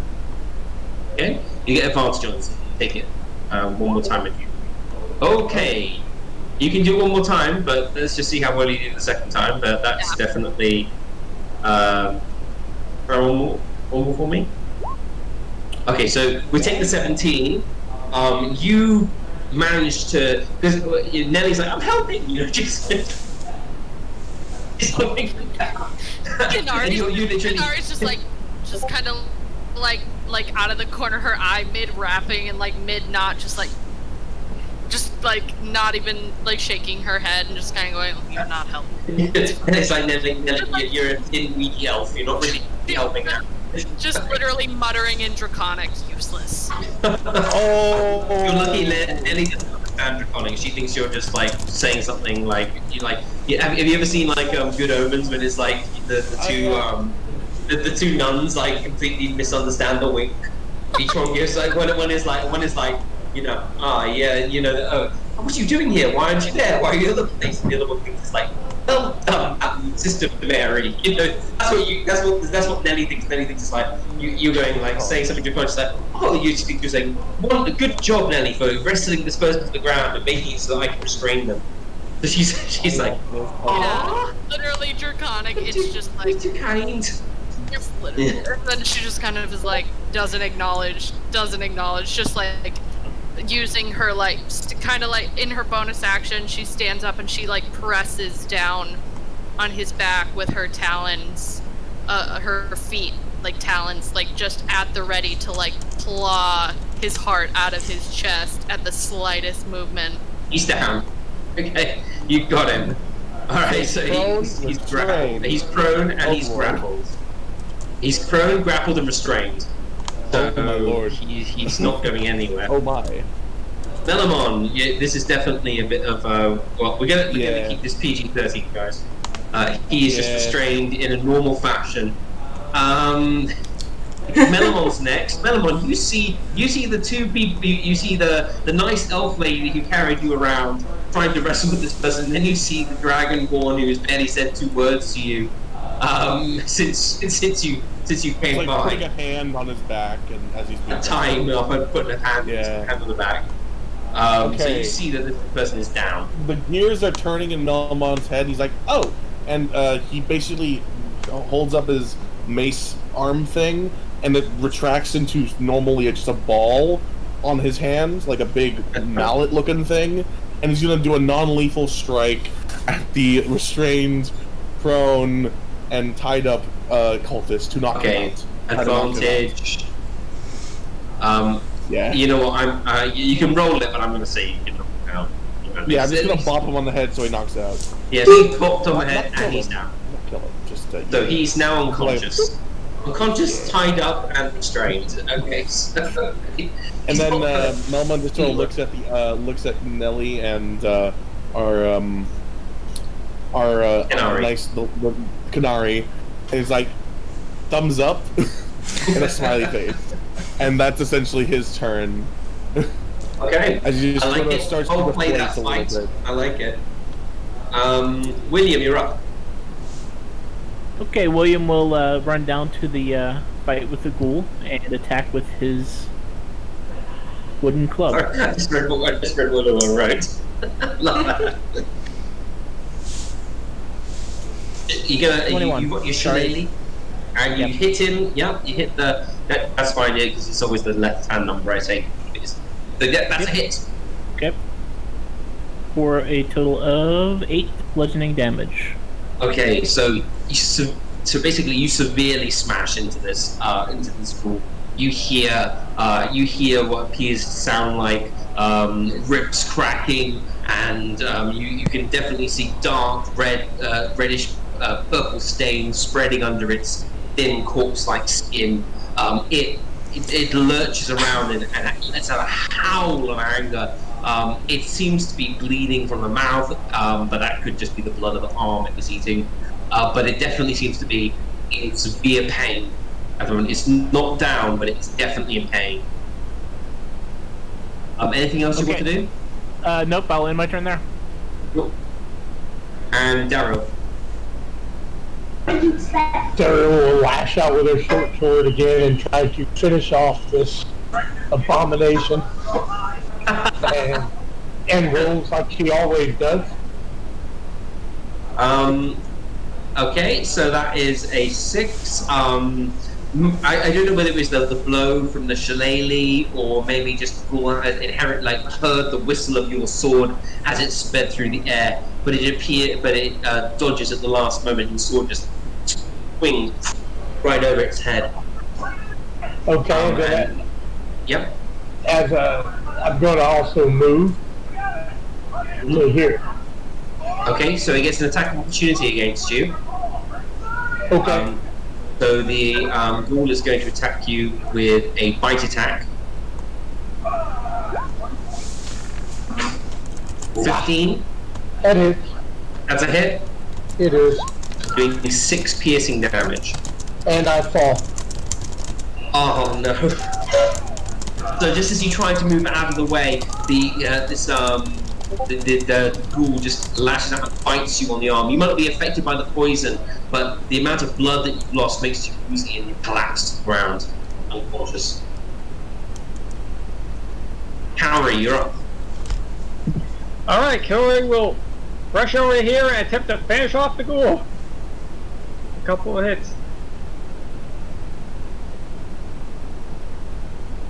Oh. Yeah, that's a hit. That's Alright. Alright, so that's it. 5 damage. Counting. Yep, how does this look? Seeing the ghoul bite her ally's arm, just runs over and just punches her right in the face, and its face just kind of caves in a bit. And it hits the wall, the back of its head, and slumps down. So, is dead. And that, guys, takes us out of combat. Okay, I'm going to use my healer's kit to stabilize. Who went down? I'm sorry. DARILE? DARILE, yeah. Yeah, Daryl went down. Alright, I will use my healer's kit, one of the charges, to stabilize him from dying. Can I search his pockets and see if he has one of the good berries I gave him? Yes, I suppose. Then he's like, what are you doing rifling through your friend's pockets? She does have the good berry still. Okay, and I will just kind of pierce the good berry and put the juice down his throat. That is technically something you could do. Okay, that's fine. Yeah, you can squeeze and mush up the good berry. That would be, I think, it's 4 HP back, isn't it? Yep. That's... And that brings you back, Daryl. Okay, so Daryl, you're back up with 4 HP. I don't know if you want to take the other one, but you're up and out. Right. As soon as she gets her berries back and sees the damage, she will consume another good berry. Okay, guys, and what we're going to do here is we're going to take a quick break. I need a bathroom break and a little bit of a break to move on to what's going on next. I mean, ZARRIEL has just walked into a very strange scene with a number of guards holding a pair of doors closed against what appears to be someone who's very, very, very determined to get in. Is the next. So we will end here and we'll go on break. See you very soon. We're back in 15 minutes. No, 10 minutes. We're back in 10 minutes. Okay. All right. All right. Take care, everyone. See you soon. Bye.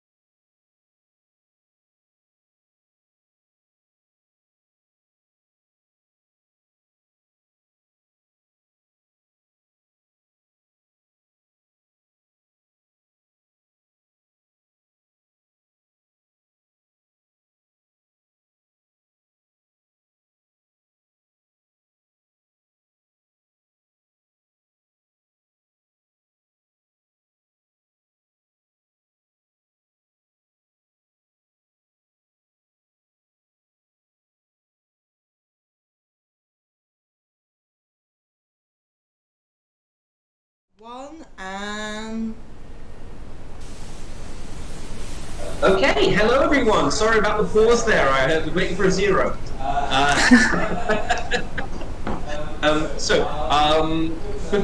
We've just come back and we're halfway through the this session today, and I'd like to just quickly give a quick shout out to some of the other people who are supporting us here on the Medieval Palace. On Patreon, thank you to Kellum, Plutonium, and Base Operations.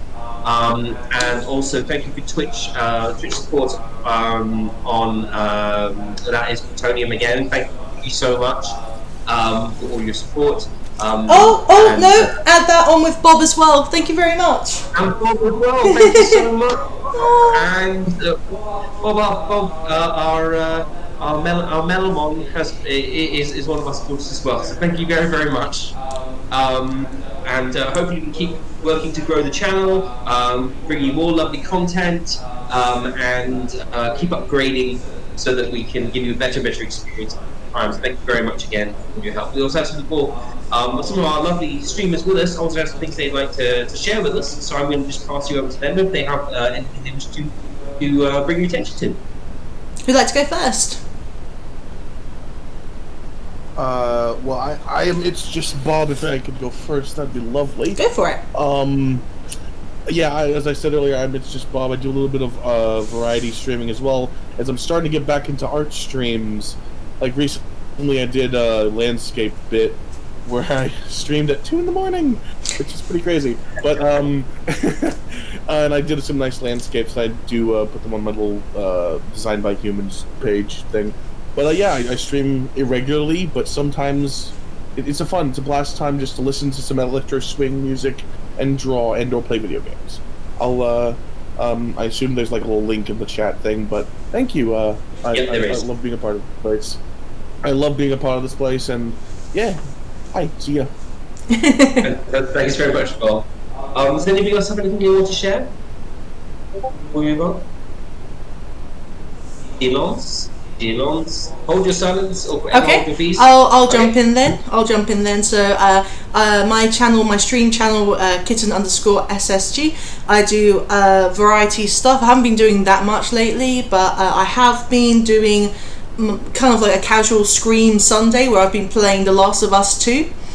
And I will be getting back into doing some other hobbies and bits and bobs as well. But that's the main one. Play tomorrow. Yes, I'll be playing that tomorrow. Tomorrow evening. So yeah. Well, so today now. So shh. Doesn't count till I've slept. But yeah, so that's me. She has to play The Last of Us 2 sparingly because I'm also playing it, and none of us will spoil the story for either one. So we are sharing one console and trying not to spoil the story for each of us. But it's just good. Anyway, so also I believe maybe next week we could talk about the possibility of getting the painting competition back up and running, so we can get for the next quarter. Obviously, with the COVID-19 crisis around the world, it's been a bit hard to send things via post.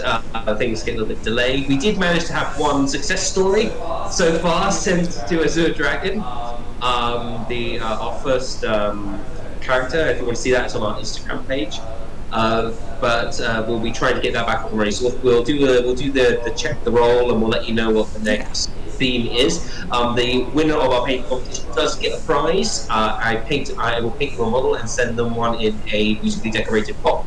That it's hand painted as well. So if you want to be our number 2 winner, keep a lookout. We'll be just that for, I think it's October, or no, October I think it is. We'll sort it out, yeah, we'll have to work it out. Okay, so that's enough, I think, talking and promoting and talking about things outside the channel. Let's get back to the game. Yep. Alright, in the last session, our lovely adventurers descended into the depths of the Temple of Seraph, where they encountered a guard frantically fighting against undead forces and their cultist overlords.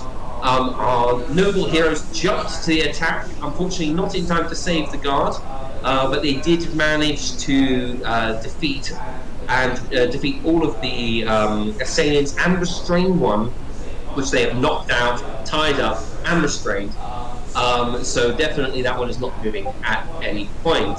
Our sorcerer did a hop, skip, and a jump over what seemed to be a dangerous set of stairs and descended into the next room, where he encountered 2 guards frantically trying to hold a door, a set of large wooden doors closed against a fort that appears to be trying to get in from the outside.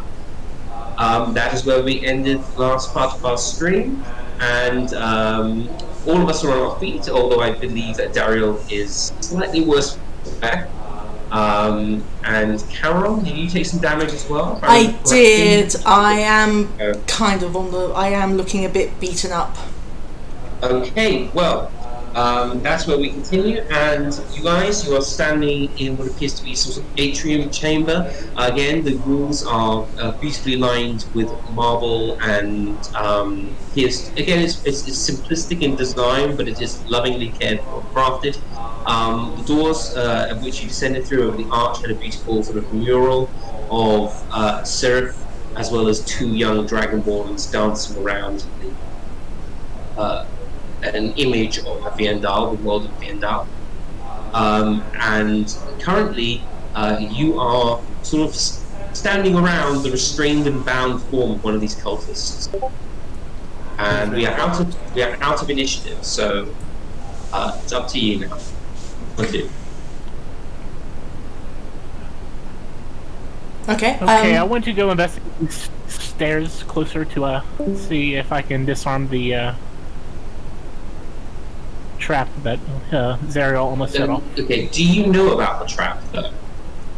I was right here. I was right here in this corner when he almost set it off, and then he did yell back. I did I don't shout. know. My perception is. You didn't shout back. I don't think you shouted back. There's a trap. You did. You did. I shouted. Yeah. All right, no problem then. So you shouted back. This is a trap. No, I shouted There's a out, trap. watch out for the stairs. Watch out Sorry. for the stairs. So Yeah. he shouted back, "Watch out for the stairs!" Sorry, my best Abra Akbar impression. And so you saw it. So you can do and I would say you can do an investigation check. Clues as to where trap is tricky, etc. And my blessing of Sirith, I think, since it's wisdom, it gives me advantage for 24 hours. Investigation is actually intelligence, I believe. Intelligence. There we go. It's insight. Okay, insight. Yeah, is right. yeah. All right, then I will do that. Okay. You can't seem to see anything that you notice that the step itself looks like it depresses. Can't seem to see any way to disable it. Is it roll an Arcana check for me?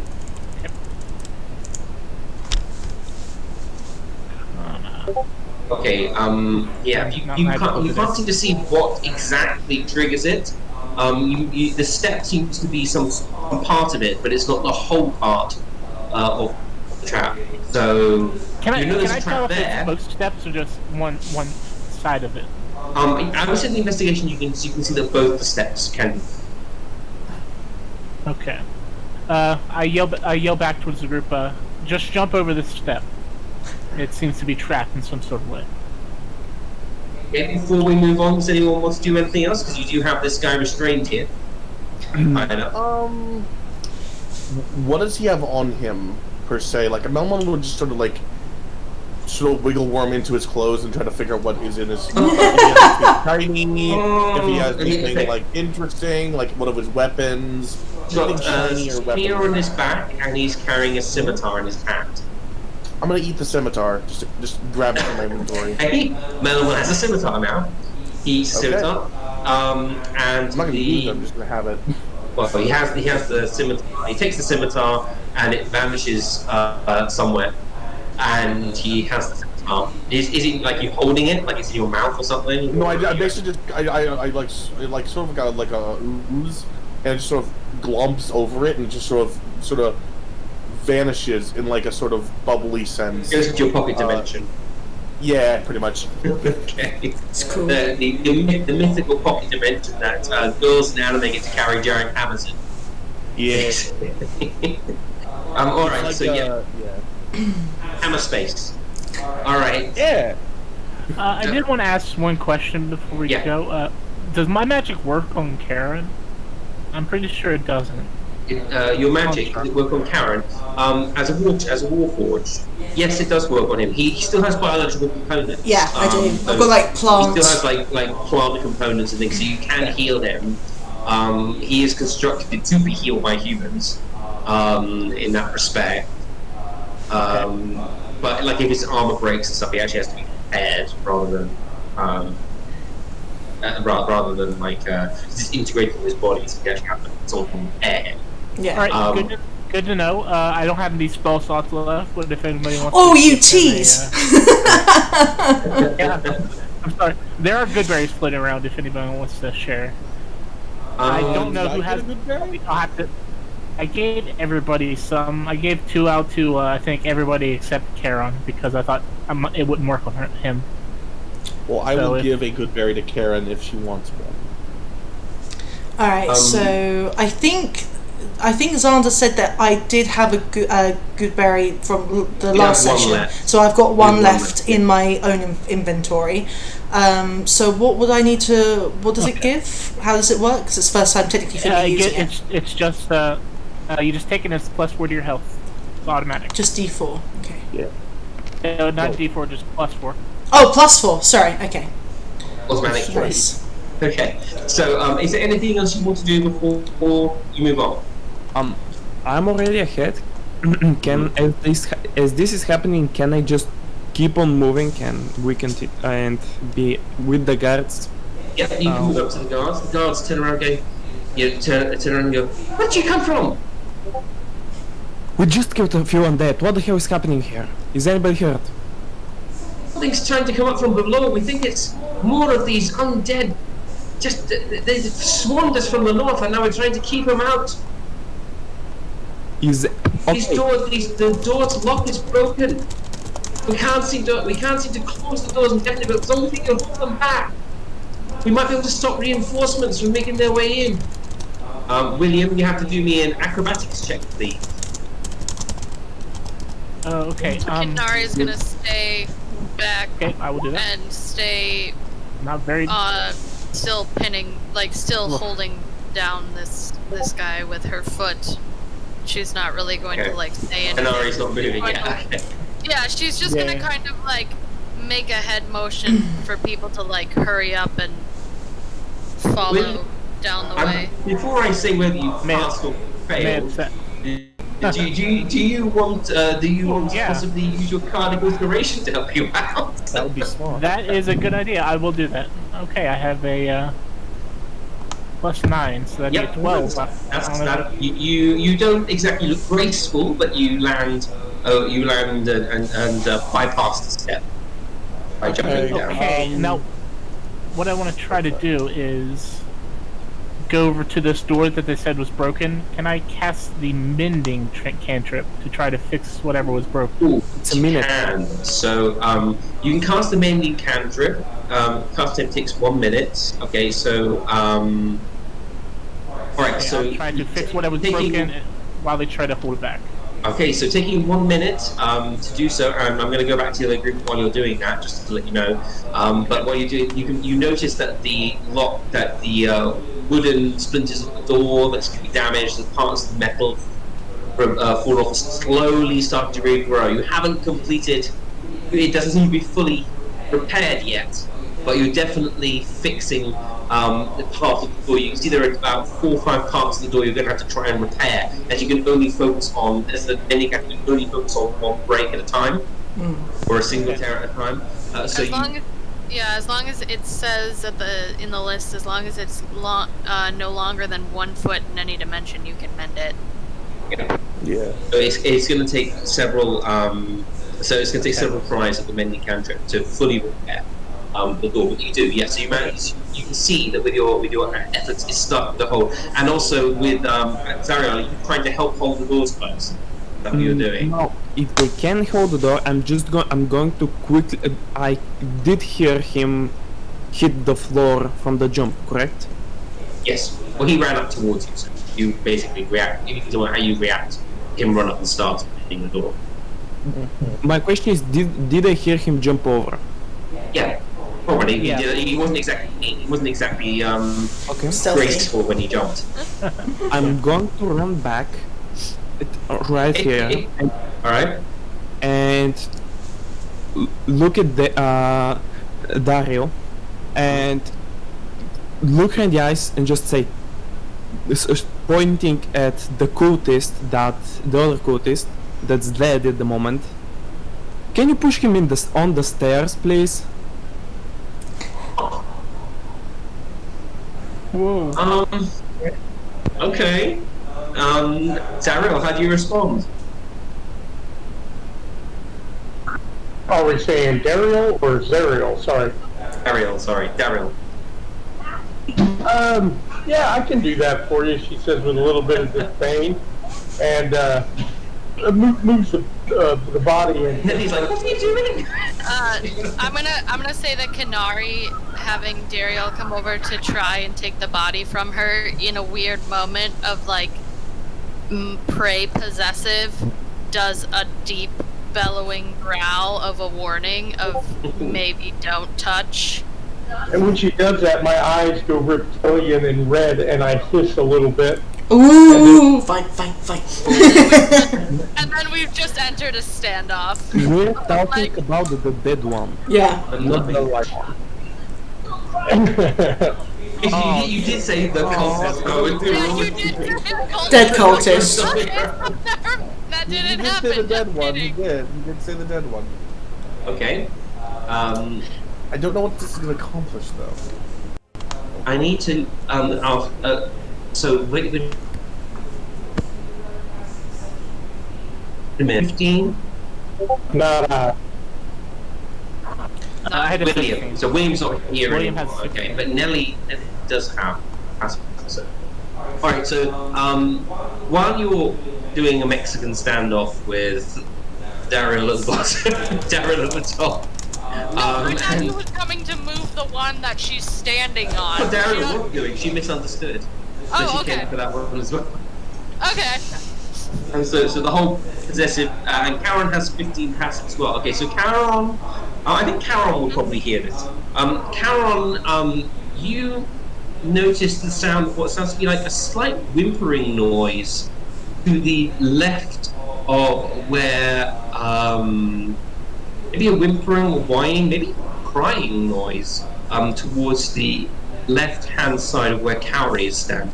Does that sound human or monstrous, or can I pick up what sort of... It doesn't sound like a monster. It sounds like a whimpering or a crying sound. Whether it's human or not is up to you. But I think Carolyn just goes, does anyone hear some whimpering from, and then sort of like points over here, like opposite to where, and it's just like, I hear whimpering. Yeah. Oh, sorry. I hear whimpering coming. Is this a good idea? And he just continues scribbling, because at the moment, while everyone's doing that, while everyone's deciding what to do, he's just been noting, just doing his quick combat prayers for all the dead bodies, as well as noting on his parchment very quickly where they are. And he's just like, there's some whining coming from over here. And then continues finishing off what he's doing. Since she pointed that, she pointed that out, could Melmon roll perception? Melamon can roll perception, yes. Okay. And just a reminder, my character is a he or they. That's also just a reminder. Oh, sorry. That's okay. It's always confusing when you've got someone that's different playing a different character. You're right. Perception. Melamon perception. Working on it. Perception is a +0. Natural 20. Ooh, nice. Melamon, you hear this sound. You hear this crying, whimpering noise that Karen has pointed out to you. You can hear it definitely seems to be coming from beyond the walls, beyond Nelly. Where Nelly's myself over there, and I'm gonna press myself against the wall. Is there any like cracks or spaces or anything I could try to squeeze through? Do an investigation check for me. Okay. Probably gonna fail this, but That's what who kind of knows? It might inspirations. be great. That's true. I still have that for today. Ooh. I'm gonna be using that today. Do it, do it. So Melmon's is. Where is it? It is an ace. That's lovely. That's a crit. That's an automatic. Okay, so. Oh, there's a 20 then, basically. This is a crit. Yeah. I'll try and find it on the... 29. Okay. Alright, so I'm going to... So basically, Melamon, you suddenly turn to Sherlock Holmes. Basically, you get the whole Robert Downey Jr. elongated slows down, and you just like take in everything in a second. Maybe it's something you ate. Maybe it was one of the pigeons that you ate on the way here. Something that gave you like a thing. The scimitar. The scimitar makes you sharp. And so looking around the room, you notice several things. First of all, on the left-hand side, you notice that there appears to be a small handle hold that basically a human hand or elvish hand or something into. There's a small hatch that's lifted towards the side of it, and you feel that you possibly, by depressing this, cause some sort of effect to happen. It seems to be some sort of split. You also notice, because you're looking around so well, because you rolled natural 20, technically, looking around the room, you also notice that on the other side of the room, there appears to be another indent in the wall. This one is a rather strange shape. It looks to be almost like a leaf. So there's one. So you notice the one indent, the handle and the hatch on one side, and you notice an indent on the other side of the room as well. Where exactly are they on the map? So the hatch is here. Hatch is here. And the leaf indent is here. Where? I don't see it. You didn't click. Oh, I did, didn't I? You clicked. You clicked right. Clicked right. I know what's going on. Sorry, I apologize. Let me just go. Can you see it now? I see it now. Like right. Okay, here. that's my. No, so there's one there, and there's one here. I was on the GM layer, and there's one there. So the hatch is here, and you can hear the whimpering on that side, and there seems to be another indent in the wall shaped like a leaf over there. And yeah, you notice that's rather strange. So, flavor-wise, what happens when I see this? Melmon's eyes just go really big saucer eyes, and he takes in his hand turns into a little magnifying glass, and he just scoots his way over to the leaflet, and just sort of presses next to it and just points it out, and just presses the leaflet. He's gonna press that first. You press into the leaflet, but you don't really see anything happen. Okay. But I think also when you did that investigation, you also, looking around the room, looking for anything that's leaf-shaped, you might remember that you have seen that shape before somewhere. Okay. Should I do a history check? Go on then. As Melamon moves, Kenari's eyes kind of dart over at the movement, and the growling stops for a minute, and she kind of it's like the attention span kind of shifts of wait, what is it doing? Because I look completely different. I look wide-eyed and a big magnifying glass. Yeah, it looks like she's just surprised. It's this slime. What is it doing? Oh no, I don't remember what a leaf looks like, but I do see these two things at least. Yeah, you see that you're looking for something shaped like a leaf. Okay. And you see that. Are you going to tell the rest of the group, or are you just going to? Melmon, after looking at the leaf, is going to look up to the rest of the party and just say, "Has anyone seen a leaf on the room anywhere? Because I found this." And he points his little magnifying glass as he scoots over back to the hatch, and he just presses the hatch, the button thing. He's like, "And I found this," and he presses the button. on As the you wall. press the hatch, Oh the wall rolls back to show a small passageway. I don't have to unreveal this 1 second. Show a small passageway that seems to open up into another hidden room. Here. When you touch the leaf symbol, nothing actually happens. But the noise of crying seems to get louder. Louder. Okay. Without the door in them. While this is all happening, because I need to still think about what you're going to do next week, whilst this is all happening, ZARRIEL, you're watching the group seem to wander around, and Melamon, you can't really see him because he's a bit too short to the ground. You can see the confrontation go on between the two huntresses, so to speak, and William, you're still at the door. So what do you two want to do? Move on, just basically done more than a minute or so of action. With the two guards, I need to do a check as well. And guards. Well.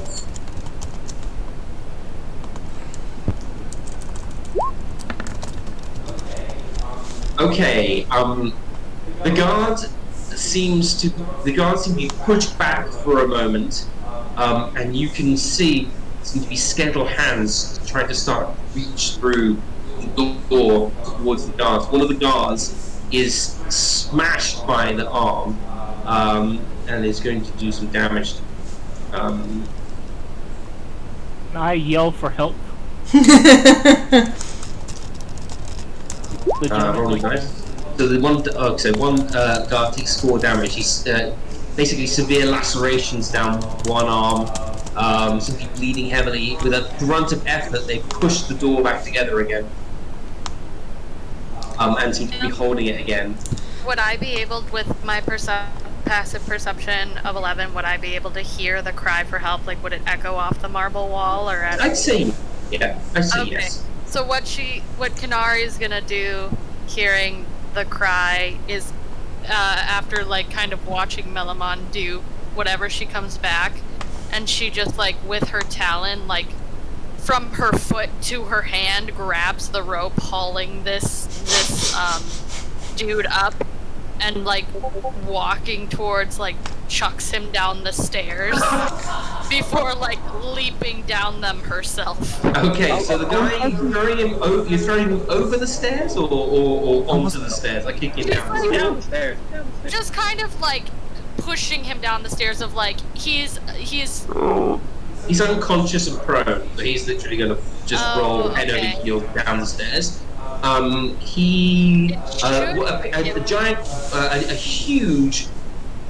like whooshing noise erupts from the staircase, and wait, isn't the dead cultist on the stairs as well? I was going to ask to push first. I was going to ask if Dario had pushed the dead cultist down the stairs first. That was my initial idea. I don't know, Dara, did you do that? I don't believe he did.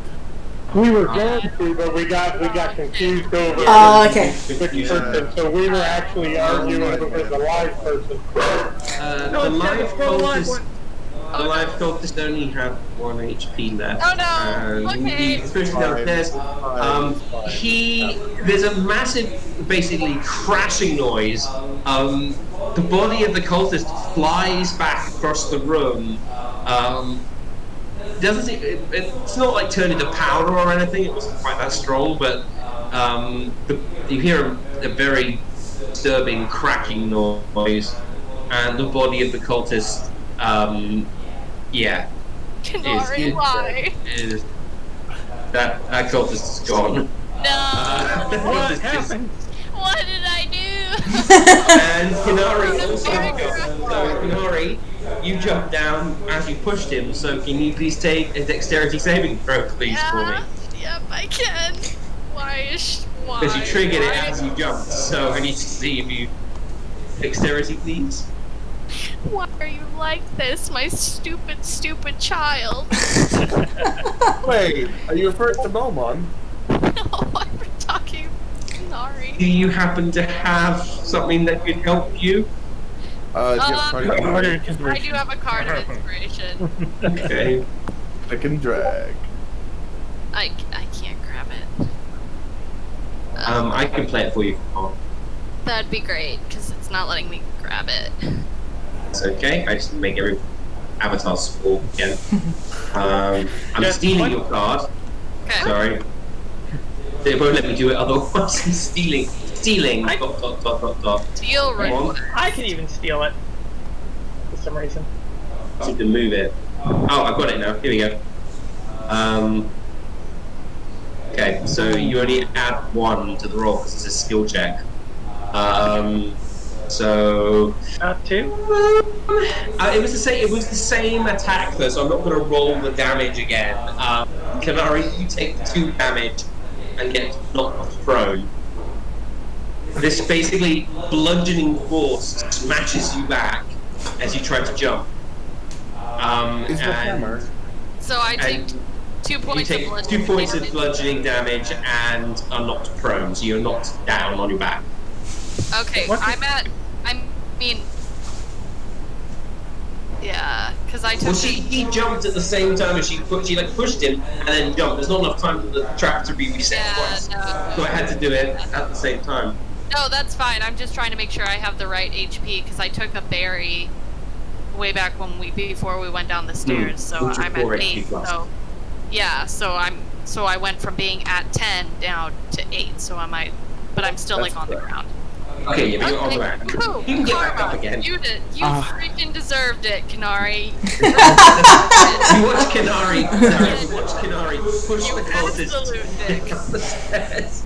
And then jump, and then this force is whatever triggers it was triggered by the body of the cultist is flown backwards with a horrible snapping sound, and Kenari is also thrown backwards onto her back.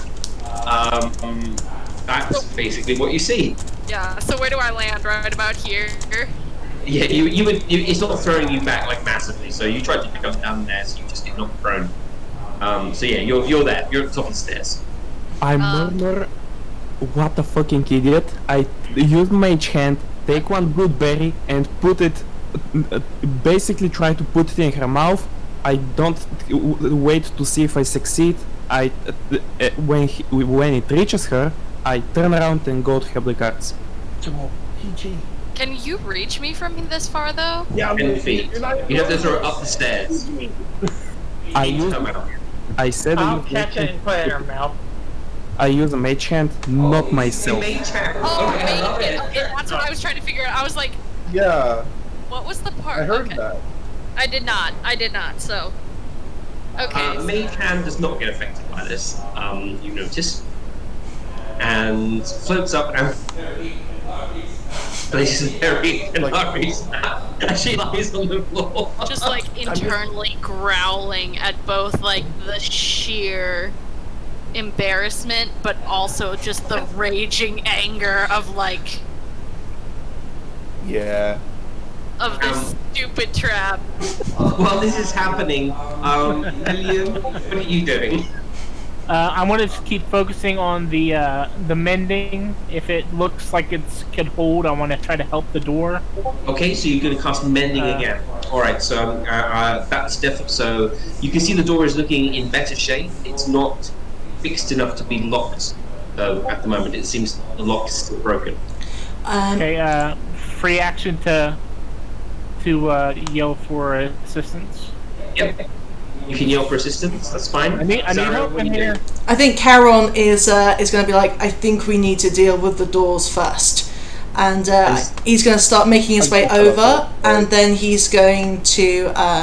do I need to just double check with my character? Would he need to roll to know where the trap is specifically, or would he have seen? You know where you know where it is. You know where it is. You know it's on that sort of area. You know it's this area here. So he's going to jump. You can jump. Dexterity check, please. Sorry, acrobatics, please. Acrobatics. Okay, one sec. Let me get there. This will be hilarious because he shouldn't be that flexible. Acrobatics. Yeah. Yeah.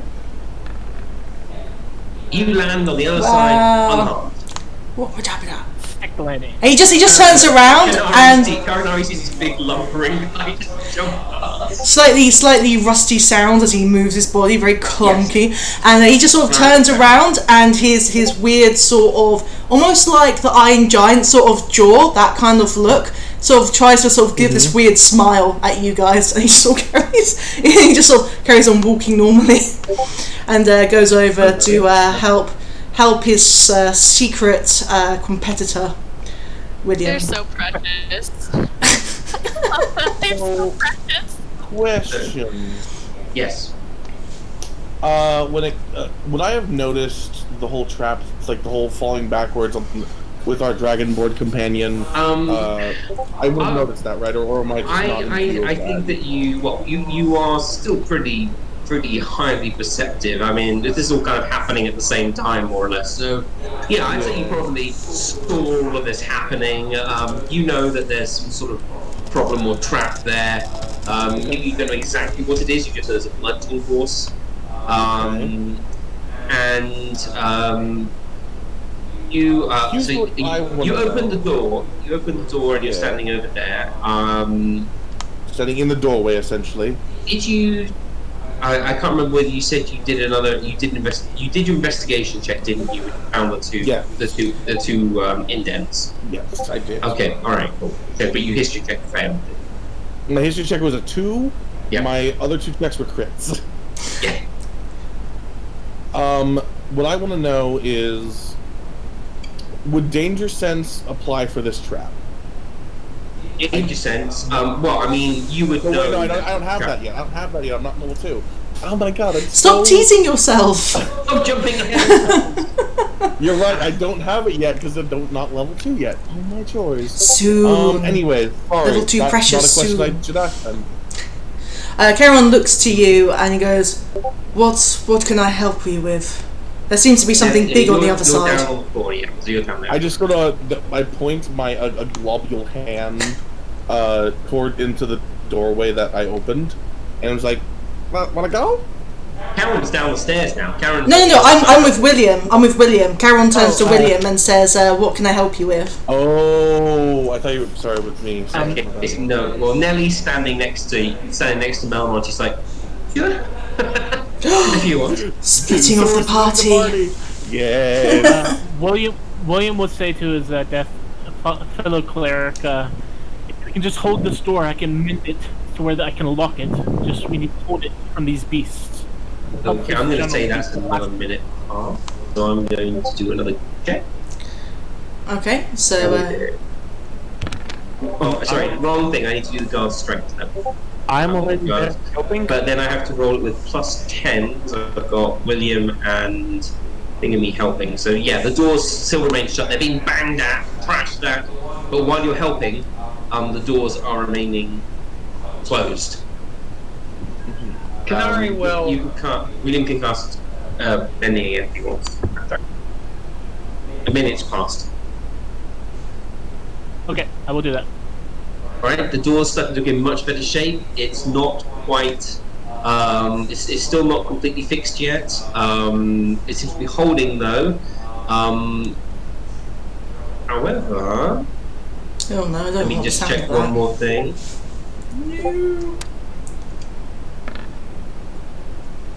However, you're okay now.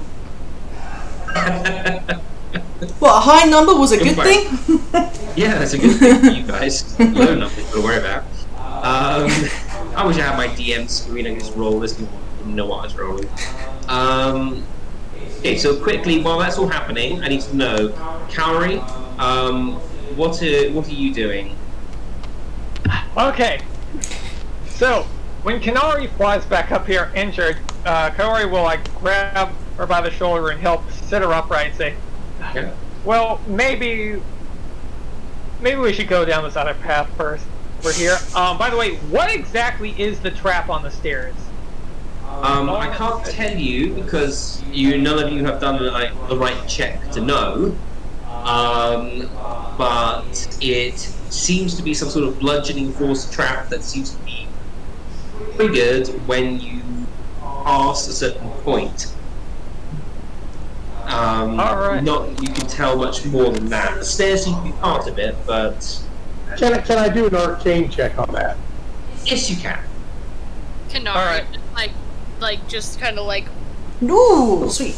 rubs her snout of like from like where she got hit. It just like hit all of her, so she's like rubbing her snout because there's a little tiny bit of blood coming out from where her piercing is on her nose. Ooh. Just like I mean, I guess it's probably almost like hitting a shark on the nose. You know, it's really sensitive. It's got lots of nerve endings and stuff in it. yeah, like I have friends who have nose piercings, and when they accidentally fall or like a door hits them, it's extra like bludgeoning damage because it like pokes them, and they're like. All right. Daryl, sorry, before we continue, Daryl just did an Arcana check for me, so I need to deal with that quickly. Daryl, you notice that this is a magical trap of some kind. It appears there is a trigger to it. If someone who is, you can see some sort of,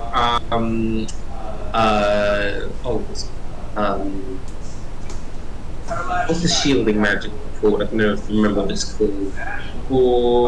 Abjuration. Abjuration, thank you very much. I was about to call it arbitration, but that's not right. Abjuration.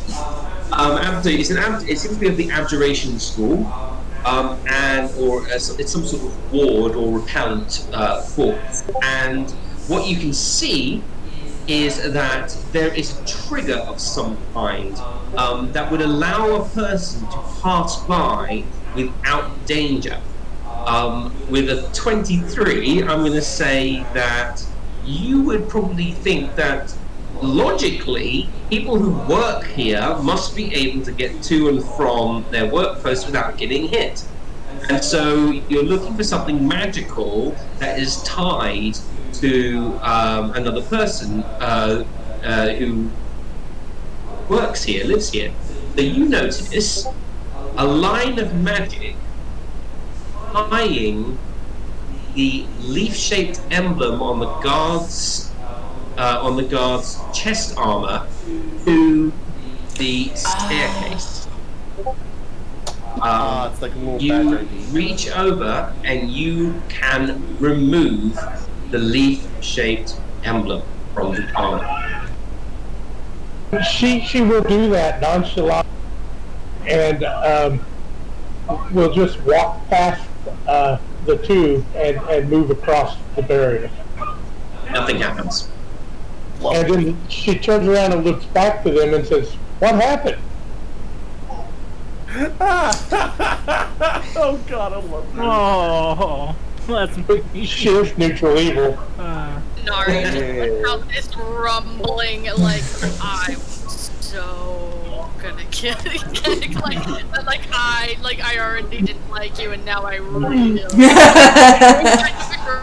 Okay. So she puts on her act. She does a good act and starts laughing and just says, "I'm just kidding with you," and tosses the leaf-shaped emblem to the dragonborn and says, "Use this to cross."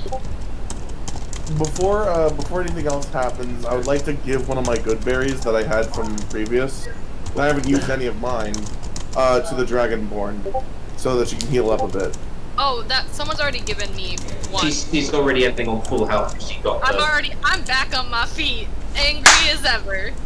Oh, I thought you said you were at 8 health. No, at the very beginning I took a berry before we went down the stairs, and then I didn't take any damage during the battle. I took damage getting hit with the Arcana barrier, but ZARRIEL gave me a berry, and so. Okay. I think William did try to do an Arcana check, but he got like a 2, so he didn't actually figure anything out. Yeah. Darryl is actually also going to use her persuasion to convince the dragonborn that she was really just playing with her. She wasn't trying to upset her. Okay. Fine. Be persuading. Oh, she's really persuading. Oh, okay. I take a wisdom or a. You have to look at. You have to see if you can. Give me insight. An insight check. Okay. Figure out whether it's real or not. Give me a second. Watch him get a crit. You are completely convinced by Daryl. Kryptonite. Okay. And then Daryl just says, Luea knows it's completely wrong, but I'm afraid Kenari does not.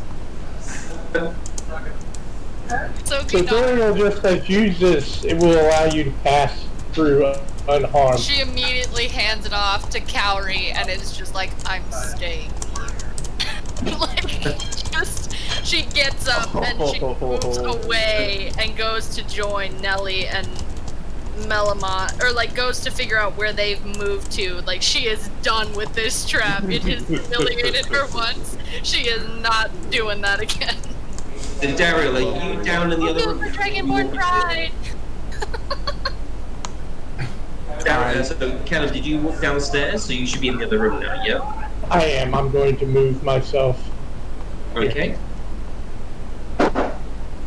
Okay, so, And the guard that got blown, is that guard still laying down here? Oh wait, no, it's back here. It's smashed back and destroyed, basically. And so Burial will move forward and tell the rest of the party, basically you need one of those emblems to pass through the trap, so don't try to just walk back into the other room should something happen. Okay. Alright, so, while all this is happening, before we do the Melamon and crew walking into the other room, basically, the doors are being held by the guards, are being assisted by Caron. You're assisting, is that right? I am helping, and, Zarriel, are you helping them hold it, or are you doing something else? I am, and I wanted to ask them something. Yeah. Okay. So they're holding it, going, "What is it? What is it? How can I help?" Where is the reactor? We've come here with parts. We can fix it. Just tell us where it is. The north. But watch out! Someone got past us up there. They seem to be going. Well, they seem to be going for the steam forge. So, DM, you mean top left? Yeah. Okay. Thanks a lot. No problem. What? He says no problem. To whoever is wounded, because I see one of them is wounded, I take out my berry and with my hand in front of him, open up, and when he does, I'm going to take the berry into his mouth. Open wide, here comes the plane.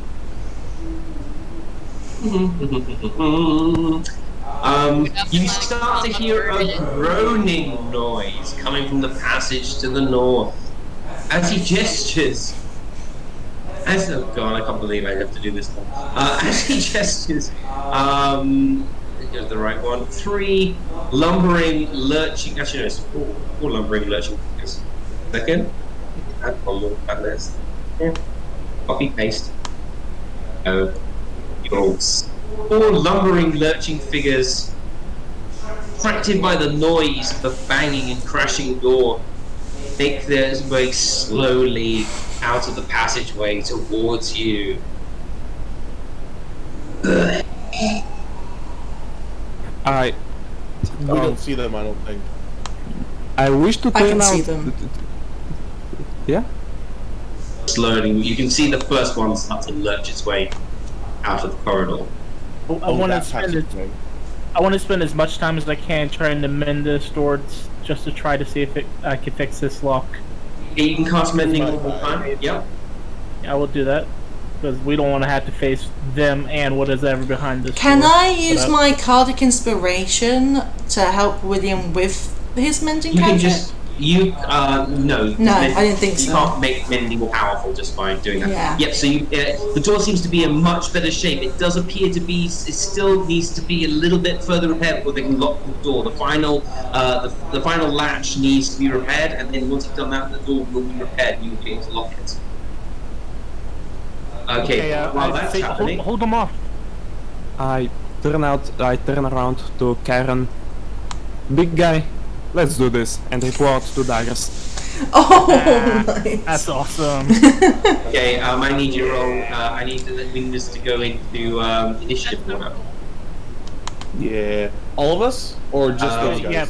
Just the guys in the... Actually, no, all of the guys in the other room, because then, as well, because then I need to know sort of like when they're going to be doing things while you're doing other things. Okay. You're also rolling. Yeah, I'm sorry, again, this is another combat, you managed to... Oh, wow. It's your fault for standing around. I blame you all. That's more like it. Should William be in this role? Or Yeah, well, wrap up this part first. Everybody is in the role because basically, William, you have done your mending. It takes a minute, so I will say that basically wherever you are in the list is where you can take your next. Okay. So, zombies are slow. Yeah. Put this into. Kiari, there we go. no. That's what I wanted to do. Now it's done, and I. But it's a good thing I'm not in combat right now. Oh, Fair enough. No. So, initiative. Just a reminder to all our group, though, however, I do not do individual experience. You earn experience as a group by what you do and how you do it. So, it's if you don't get to kill a zombie, doesn't mean you don't go up a level. Nice. The rest of the people do. Right? That's just the way it is. Oh my. I guess it doesn't really matter, but if I enter the combat, since If you enter the combat, you would do it in your turn, so you would have to like move action, go down the okay, stairs. I was wondering if I got like any. I don't think I get advantage at all, even though I think these guys technically make my spidey sense go up. Technically, KENARI can shoot someone with a longbow. Because that's definitely within range to shoot someone. Right, you can stand at the top of the stairs. Boom, boom. You wanted to. I'm wondering if it's going to reflect and come bouncing back at me because of the barrier, though. Well, the barrier didn't seem to stop with the magic mage hand, so we'll have to Okay, see. so that's alright, then yeah, okay, we're good. You did throw the body you threw down did seem to not Yeah, well, okay, so then, based on first-hand trial and error, it will Alright. good to know. Okay. I've got 2 guards who are holding the doors. I need to just quickly put them on the list because they will be able to help you if they finish their part. Although they can't really do anything except say, I'm holding the door at the moment. Oh, right. So, Melamon, you are first. What do you want to do? You've got the... Basically, you're standing at the entrance to this room. Wait, I'm first? Okay, I just want to know what you're doing while everyone else can start fighting, so you just tell me where you're going to go first. He continues down the passageway. If I don't hear anything from the other room, like the zombies or anything, I don't hear any of that. Mm-hmm. Well, I mean, no one has called out to you yet saying there's zombies out here or anything, so you, yeah. I'm gonna go down the passageway. Okay. Scoop myself down the passageway. You're And, cheers. So as you enter into the passageway, splitting the party. I'm not splitting the party. So as you walk down the passageway, you come out into a room that seems to be it seems to be very comfortable, very cozy. There are 3. Here we go. Sorry. So there are a number of elvish children cowering in the room. They seem to be from different sub-races. You know, Drow, Wood Elf, Moon Elf, Gold Elf. And there seems to be an elderly miner in front of you. She's standing with a chair, like as if to shield you away, and sort of back feast, like waving the chair in your general direction. I have to do my signature line. Okay, I gotta pull a Red Maru. Do I get to speak anytime? Because you will. You can speak as an action in a moment, just to let you know what else you see in the room quickly. Because I wrote this all out, I want to read it. Oh, sorry. It's right. My bad. I thought you were sorry. I'm so sorry. No, it's all right. I'm just. The room basically looks like it contains a number of books pushed around the floor. There's some desks, a blackboard. That's what I wanted to check. I wrote down the description of the room and I wanted to read it. I'm so sorry. You're done now. No, it's my fault. I paused. Off you go. What do you want to do? So I'm just gonna look at the elderly lady who is pointing a chair at me, and I'm like, just give a big goofy grin and like stick like a little gummy tongue out, like a blep, and like say, "I'm not a bad slime, you know, slurp." And I'm just gonna give like a thumbs. I'm just gonna like wave with a little extended hand, like sort of like give a handshake sort of thing, extended hand for handshake. But it's like a little tendril almost. That's your action. She's gonna sort of reach out. Charm them. Should I do persuasion? Should I do a persuasion check, or is she just gonna like accept it? I think she's. Well, she knows you're not. She can see you're not undead, and you're talking. Yeah. Okay. So she's just gonna charm them. Sure. Maybe she just reach out. Little sort of. I mean, she's still an elf, so even though she's like old, she doesn't look incredibly old, but she's sort of has the grandma voice though. So I'm thinking Professor McGonagall. I'm thinking Professor. Kind of like that. Kind of like. Yeah. Charm them sure. Mr. Potter. Charm them sure. I love Reaches over and shakes your little slimy ball. Why is something happens? It's always you three. Why is it always you, Melon? Why is it always you? I come back and the room is completely empty. My chair's gone. Why is it always you? I know that Professor McGonagall looks like a peasant with a basket on his back, but that's literally my peasant token that I have. So I'm using the peasant token. I apologize. Yeah. It's a very, very distinguished-looking McGonagall with a basket on her back, and she's sort of waving at you in a general direction. I love it. All right, so that was your action. You spoke to her. You've reassured her. So I'm going to go over to William now, if that's all right. As a bonus action, do you want a good berry? You can offer them a good berry. She'll take it and look at it and go, "Oh, it's very kind of you, but I think you probably need this more than us." And she passes it back to you.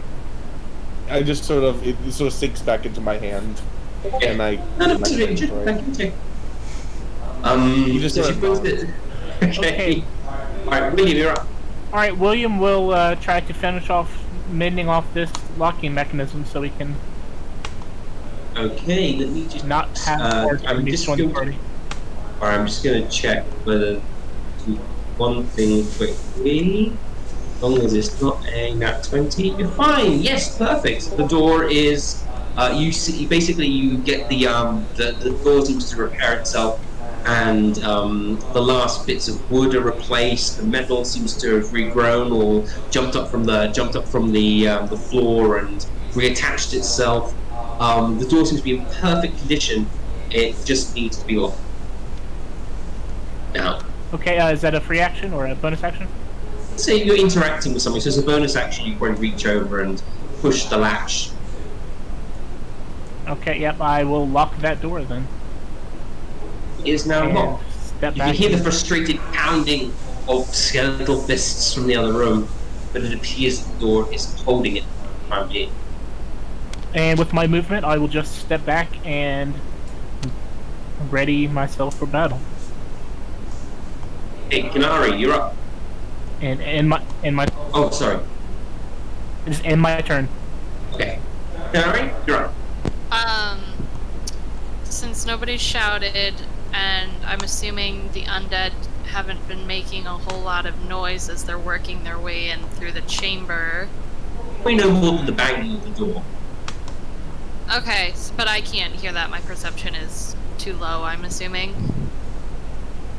I mean, you can probably hear a thumping noise, but you can also hear the crying of the children in the other room as well. Okay. I'm going to go down through the tunnel after Melmon, and, like, walk in behind him to see all the children. Then that's her movement. Her action is, going to be looking down at Melmon and just going, "What's all this?" And she doesn't get a bonus action because that's all I'm gonna do. End of turn. Moving on. Okay. All right. One thing you notice as you start to enter the passageway, I think some of the children probably can see from where you are. They seem to be reassured by your presence. They look up, and some of them seem to be wiping tears away and looking up at you in awe. There's definitely a positive reaction to your entry to the room from all of them. That's not expected. Okay. Okay. Next up is Zombie. I'm calling him Zomboni.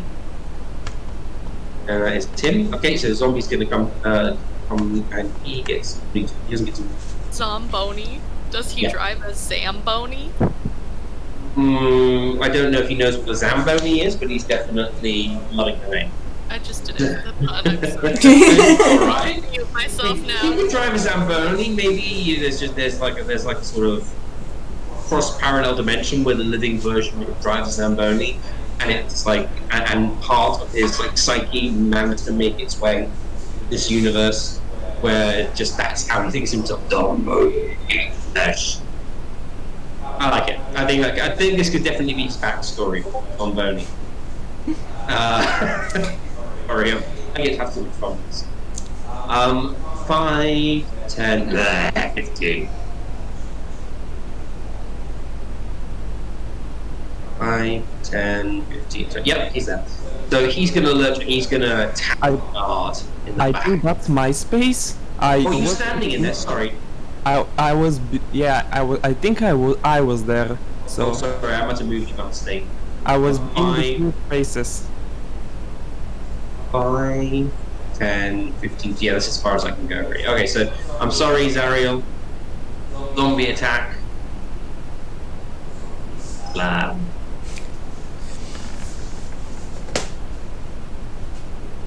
He tries to bat at you ineffectively with his fists. Basically, he tries to slap you. Is that a hit? I dodged his attempts. Basically, this is the most. So Zomboni is half-heartedly attacking. At the moment, his heart's not in it. Okay, great. So you've dodged that. Next up is Daryl. Daryl, you see the zombies start to make their way through into the room, and one of them tries to attack. The orange.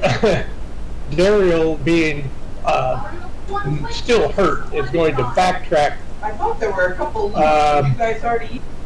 It's all way. 5 and 15 to here, and then cast Eldritch Blast. Of course, Eldritch Blast.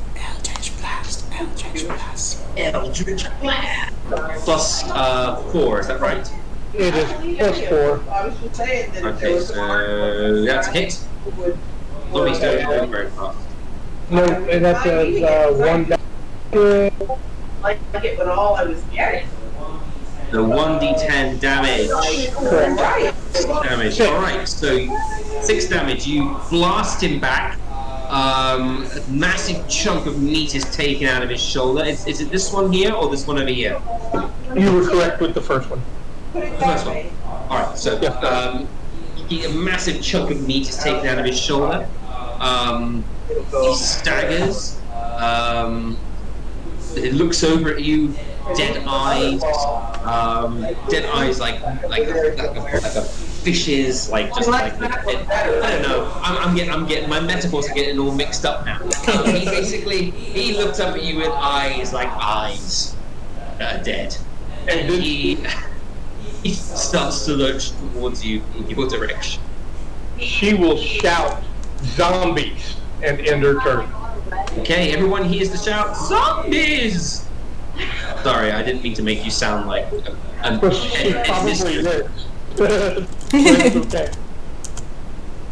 Okay. Next up is the guard. The guard at the door. He doesn't have to be at the door anymore, so he's going to come forward. He's going to go, "Don't worry!" And he runs forward. Sorry, that's the woman. Don't. She runs up to the woman. She runs up and she starts slashing away at the zombie with her spear, poking away at the zombie, I suppose. Poke. Okay, so poke. And and hits the zombie, doing 4 damage. So the zombie gets a new hole in its stomach, goop and stuff starts to lurch out, spurt out. The zombie still doesn't need to be impacted too heavily, you know. But, okay, Zombarella is going to I love that. Zombarella here. Oh wait, that one. Yeah, here we go. Yeah, okay. The Zombarella is going 5, 10, 15, which is God. Try and smack that a bit.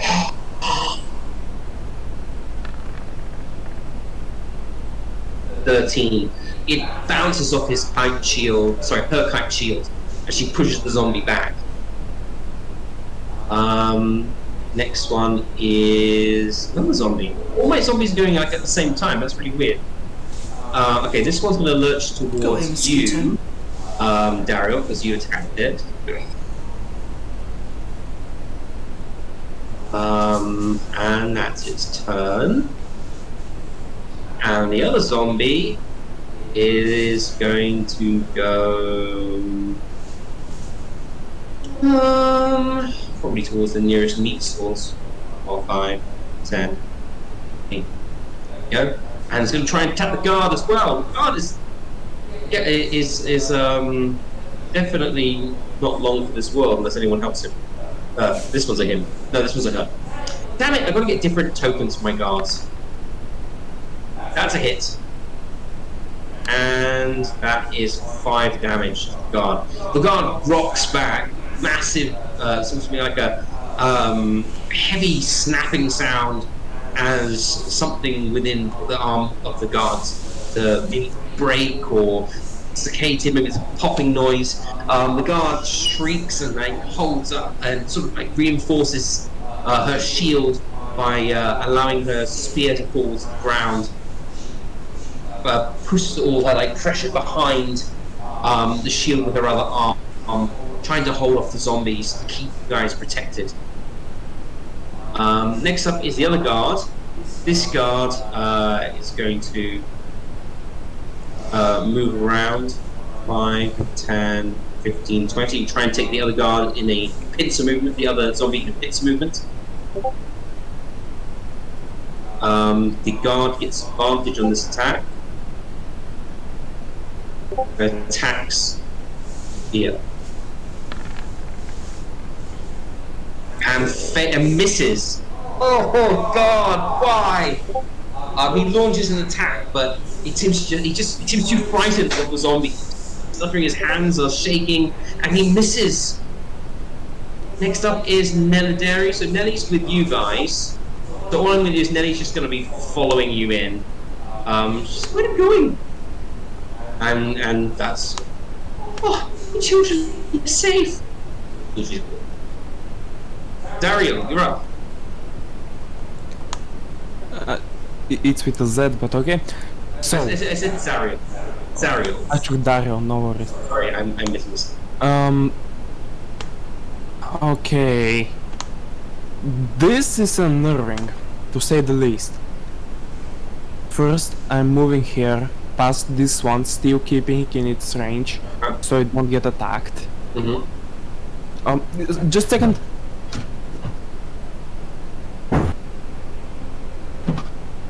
Okay. Having my 2 dice ready. You think you can stop my performance? I mutter as I stab twice this one. Okay. That's that. Yep. So let's roll to hit. Oh wow. Pretty. That's pretty. Are those crits? No, one of them. What's this? I'm really confused. What's happened there? What the hell is this? Excuse me for the. Okay, you rolled a 19 plus 4, so that's a hit. And then you rolled a 12 plus 4, that's also a hit. So let's just take the first roll, which I believe is the 1d4 plus force 2. critical hits on already for the beyond 20. Yeah, but force critical hits. Yeah, I know that I forgot that I had it enabled. Okay, so 16 and 23. The first one would be 4 damage, and the second one would be 3 damage because you don't get to add the plus of your offhand strike. Yep. So that's 7 damage in total. Yep, I'm fine with that.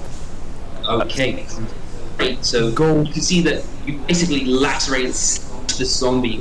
You're doing some really serious damage to the zombie now. It seems to have big chunks of flesh hanging off it. Its tendons have been severed, and one of its ligaments have been severed in one of its arms. It seems unable to grasp one of its hands. Definitely done some pretty serious damage to that zombie. Harry, sorry, did you want to do anything with your... You did your bonus action, did you? Yep. Your stealth. I Okay, murmur anything once. else you want to do with your free action? Yeah, I murmur once again. Smiles, everyone smiles. Love it. Great, fantastic. Harry, you're up. Actually, shouldn't Chiron be after me because I got a natural 1 in the initiative? I don't know. Initiative's not like you get a natural 1. It's like you still have your dexterity bonus and everything. It's just it's the lowest you can roll. I don't do the natural 1. You automatically go to the end. All right. Well, she's kind of about this room, but she can also see all the fighting and all probably going on over here. So, Gonna do an acrobatics check. yeah, I think so. And she's gonna head over that way. Okay. So see how when you jump down the steps, not carrying an emblem. I thought didn't our Dragonborn friend hand it to somebody? Who did he hand it to? Dariel had it, I think. Daryl has it. Daryl walked down the steps. Dariel handed it to the Dragonborn who said that she wasn't going anywhere near the trap, and handed it off to someone else. I think it was our NPC elf lady. I handed it to Cowrie. Okay. Cowrie has the pass. Yeah, Cowrie has the pass. Cowrie has the whole pass. Okay, Cowrie can. Whole pass. She can No, dodge. she only has half of it. No, she doesn't. All right, so Cowrie, you can just do a flip for the heck of it. Jump down the steps and run through. Do a barrel roll. Sure. Do a flip. Do a flip. Roll anyway. Yeah. It's a good flip. It looks good. It's a good flip. This is a good. Yay. All right. So she does that, and I don't know how much movement she has left after that. Square is 5 feet. All right. No, that counts 10. All right. Okay. Well, her movement speed I think is increased because of her class. I'm not sure. No, not yet. Okay. So then.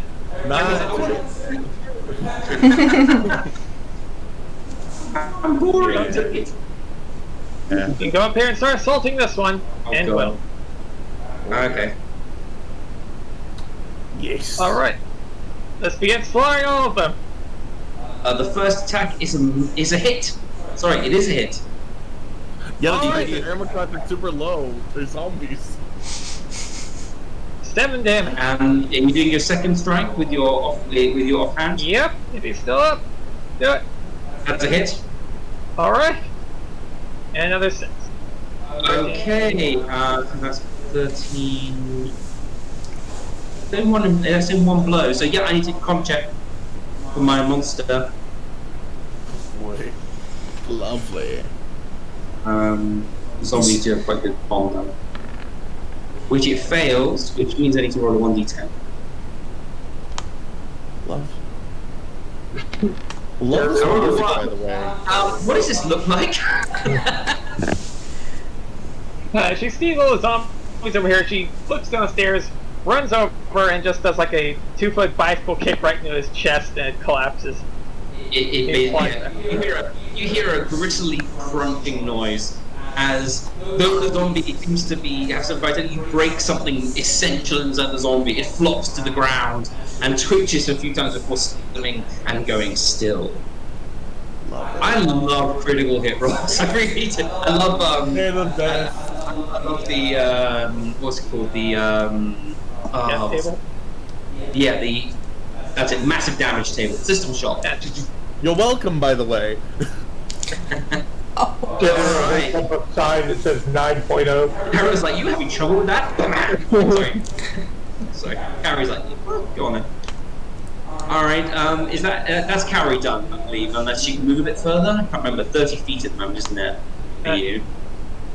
Yeah, I don't remember. Can you move after combat? I think I'm fine. You can.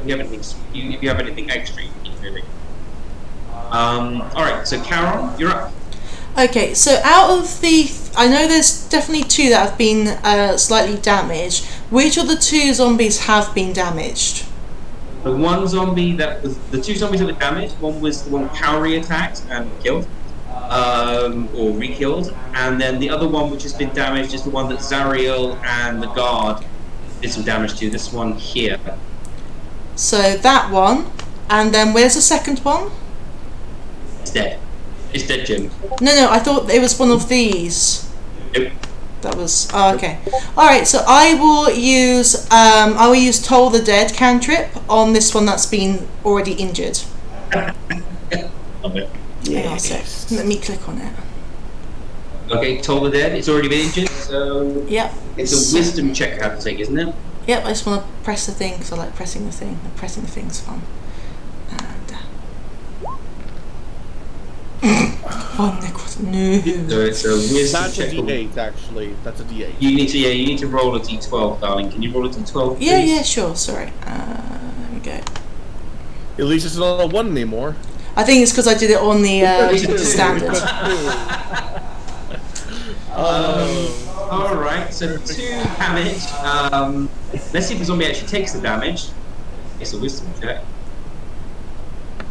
They are quite Don't be a dick, zombie. It meet or beat it, so sorry. The zombie, here's a bell. Bomboni. That's fine. And what I'll also, and as a bonus action, if it, it's weapons and things. I think I'm going to switch over to my light crossbow. So as a bonus action, I'm going to put my shield away and bring out my crossbow.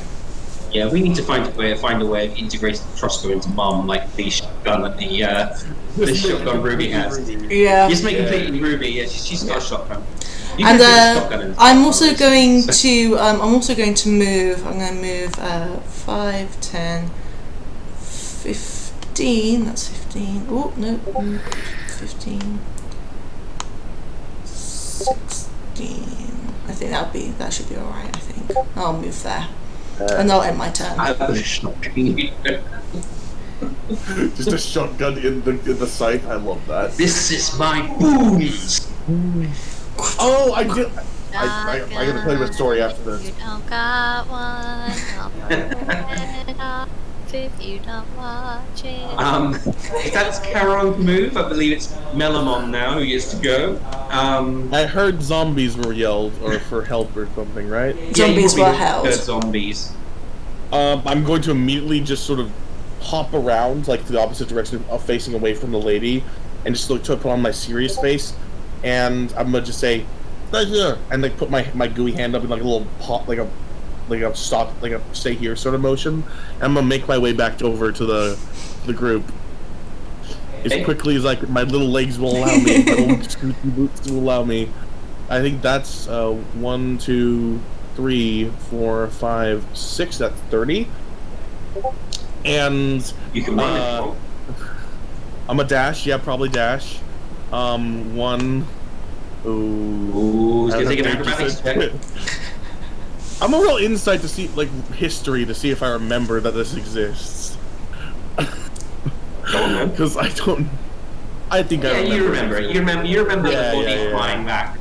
I feel like you have like, so much disadvantage against your own character. Because I'm a child. I'm very innocent.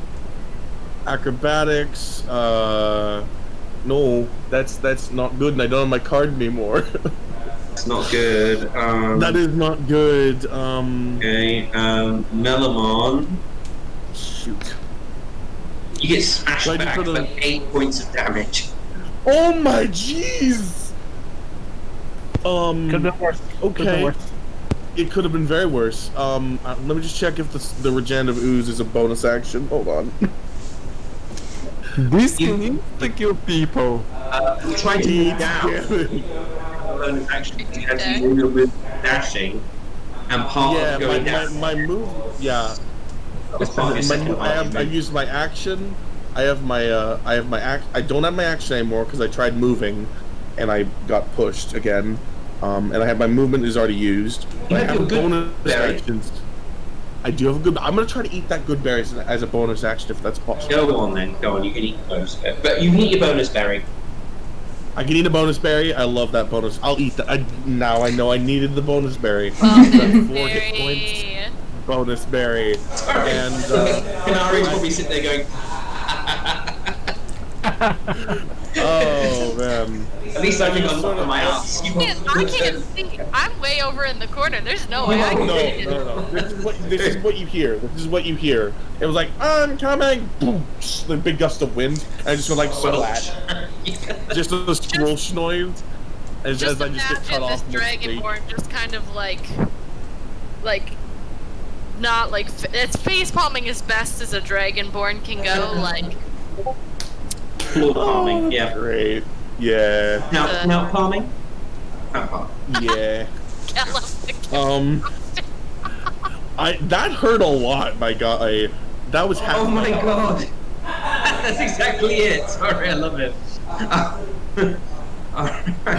That's my turn though. That is your turn. Did I have an action or did I just use my action? You did. Right. Okay, sorry. And it was part of the catch. You're right. Can I use my I don't have any bonus. Can I use the rest of my action movement that I use for dash to stand back up? Well, yeah, you're not prone, so yeah, you can recall yourself, which basically I'll do that. That's my turn. You basically. So I'm no longer prone. Longer prone. Okay, good. Okay. William, the Afflicted. Okay, William will imbue his club with shillelagh and move here. And wait a minute. Sorry. He will. Dang it! I'm double clicking. He will move here. Okay. To give advantage to both the guards, and he will attack the one that's attacking the very hurt guard. Yeah. Okay. At advantage. Shillelagh. With advantage. Yeah. So the 22. first attack, 22. That's a definite hit. Sorry, I've been double clicking a lot. That's okay. We're 7 bludgeoning. 7 bludgeoning damage. Okay, fantastic. So you hear a satisfying crack, blood squelch, as you smack the zombie very hard with your wooden club. The magic seems to tear almost like a gouge into the body of the zombie. It's still standing, but you can see it's actually swaying a bit after that blow. Anything else you want to do? Any bonus actions? Oh, you cast Shillelagh, didn't you? That's right. Yep. As a free action, can I just like yell to try to get the zombie's attention off of the fallen guard? You scream in the face of the zombie. Just try to taunt them away from her. Yep. And I will end my turn there. Kenari, you're up.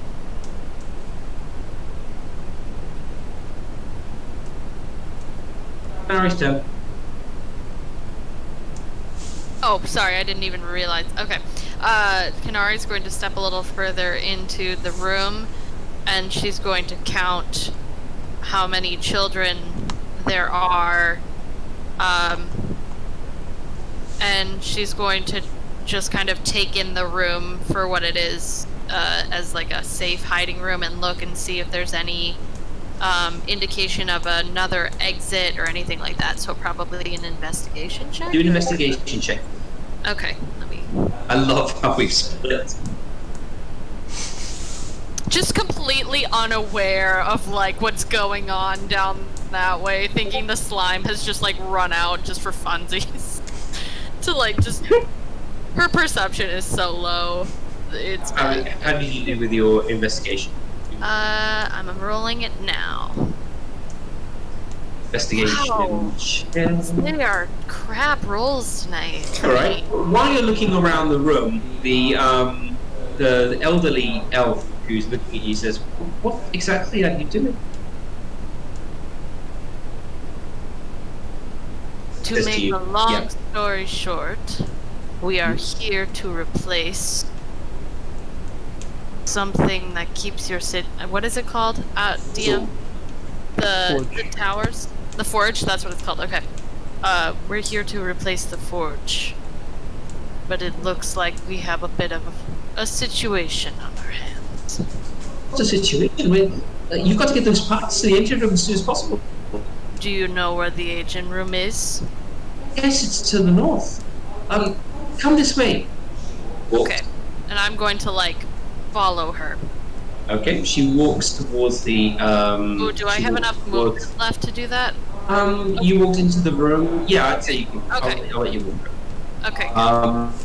So she basically presses another panel in the room. She says, "I'm going to lock this behind you when you go, but this will get you down into the main foyer, okay?" Do I need a key to get in? No, you should be able to just push the door open from the other side. Okay. Do you know how to fix anything in the engine room? No, you probably want to find one of the engineers to help you. I'm only the teacher. And KENARI just I don't build engines. She kind of just looks at this elderly woman and is like, mentally is just kind of like, she's going to be helpful. There's another elf, half elf, can't remember, out the way. She will get you to safety, and like pushes through, does her bonus action to like start walking through this chamber. Okay. And Right, that's where here you go. so that'd be about. Okay, so the door is she's going to close the door behind you because you didn't tell her anybody else was coming. So he's okay. going to do the same to you. Yeah. Are you dashing? Because if you dash, because I believe you still have another 25 feet of movement if you dash. I'm trying to like make sure I can. Okay, so this is basically just gonna loop me back down here. It's not gonna do anything. Much. Okay, well it gets me around having to go through the whatchamacallit, so yeah, I'm gonna dash and I'm gonna come out there. You moved 5, 10, 15, 20, 25, 30. So you can move to about here. Where's my... Oh, I'm on the wrong one. Wait a minute. You can move to about... Yeah. I didn't see you, so No. here. Oh, sorry. My thing is not... Wait a minute. It's not doing anything. Yeah, it's not letting me click either. Can I tap anything on the screen? Oh, there we go. Right there. Thousands and thousands of things. Alright, perfect. That's where I'm gonna stop. Okay, sounds good to me. This is. You're welcome, I love by how the we way. split. I feel like a mouse in a bucket full of water. Yeah, this has gone so terribly wrong. I did not split the party. Okay, I did not. I just made a trap with the microwave. Level 1. Level 1! Level 1. The key was on the floor. Level 1. The key. I like it. Okay, I left the key right next to the door. Yeah, And if the if guy I had hadn't gotten that nat 20 investigation, this would Yeah. have been so different. Did I not Okay. let myself out? Am I now How much stuck in the tied room? You're not stuck in the Yay! car. You can push your way through. She said you can just go through. Okay, So good. I the thought I door- was in like an Alice in Wonderland situation where I had to now like drink something else, do No, something. no, no. No, you don't have to take an enlargement potion to get through the door or anything. Don't worry, you're okay. Alright, so That is KENARI's weird. done everything so far. She's the only one who asked if there was another way downstairs. I didn't think of that. So the next one is Zomboni, who's going to attack the guards. Actually, no, Syrup attacked. Sorry, that was the lovely ZARRIEL who attacked him. So he's going to turn around. Zomboni's going to turn around and try to attack ZARRIEL. Let him. Zomboni away! I think that's a hit. Definite hit. It's a hit. Sorry. Just doing 3 bludgeoning damage though. At least you're not a wizard. Wizards will be down after that. I have the same maximum health as the wizard. I know, I'm joking. Alright, so 3 points of bludgeoning. You still up after that? I have 6 more health, of course. Okay, so next up is Daryl. Daryl is gonna stick with her plan of action of staying away from zombies and blasting them. Okay. Raise her hand and attack. Which one? The one next to... This one right here. Okay, sounds good to me. Still trouble clicking on the board, I don't know why. Rolled a natural 20, so... okay, so that's a... That's... and you have to roll another... Yeah, no, it's double. So 18 points of damage. And how do you want this to look?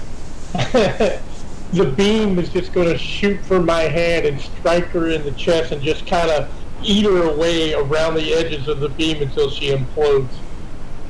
Okay, so after taking the shillelagh strike, this zombie, who I believe I called Zombarella, she shatters into those pieces. She basically gets hit by your Eldritch Blast, as you said, she's consumed by the magic until she blows up. The zombie has to go everywhere. But that was a very good shot. This is why Eldritch Blast isn't an awesome cantrip. It's making up for all the misses the last session. Exactly. Alright, next up is the guard. And the guard is going to strike the zombie. A spear.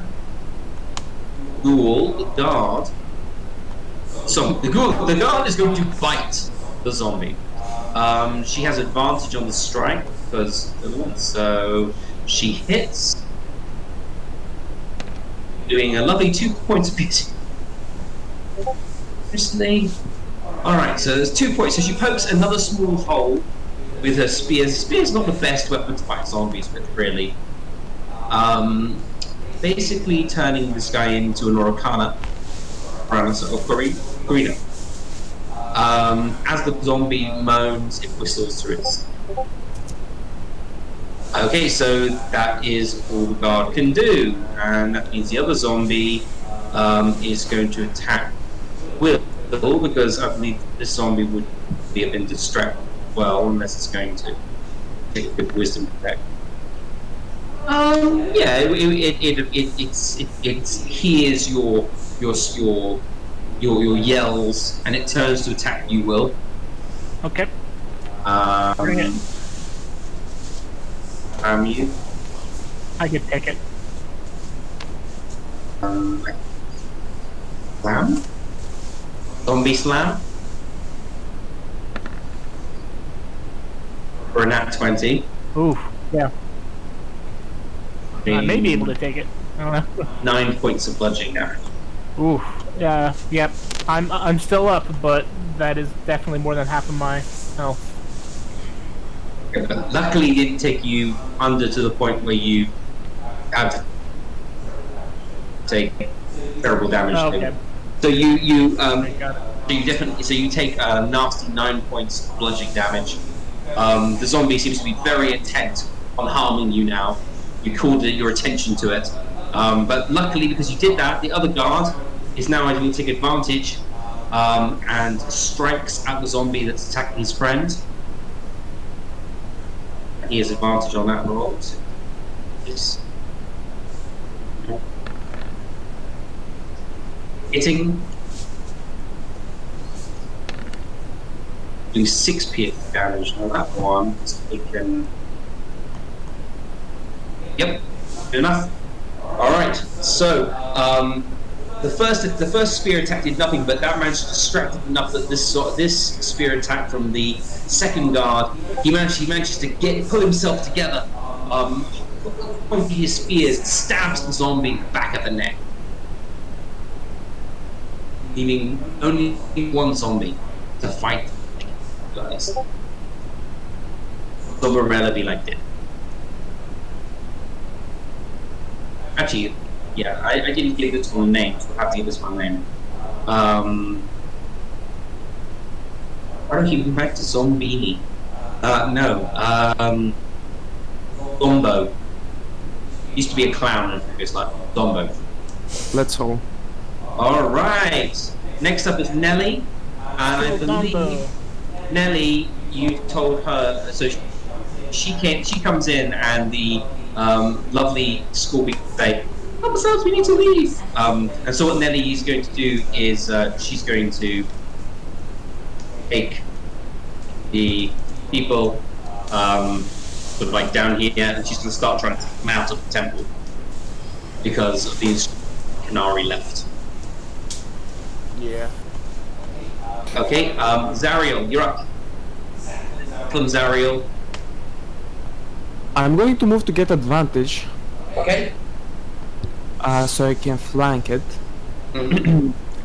And under my breath murmur, why would somebody create a creature so ugly?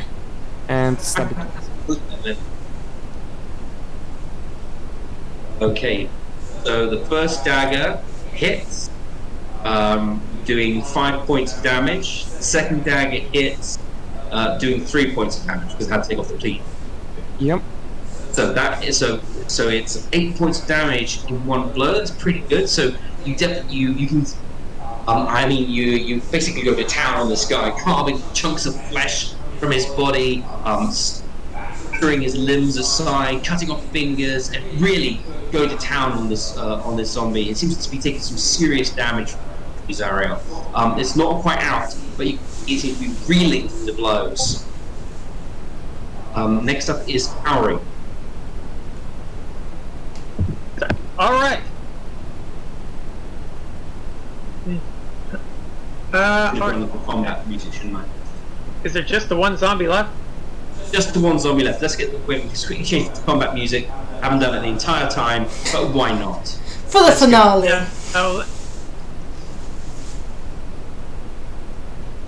All right, let's run up and do a flying kick.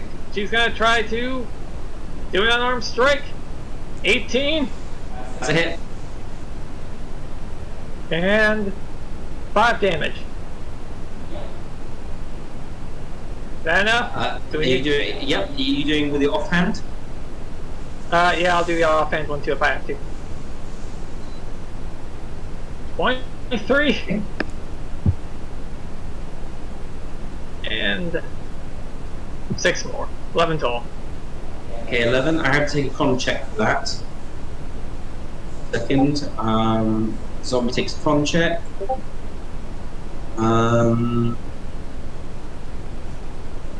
Zombie. She's gonna run up and do a flying kick and knock off the top of its head. Don't know if that's gonna survive that or not, because the zombie can't. Con check. Zombie fails the con check.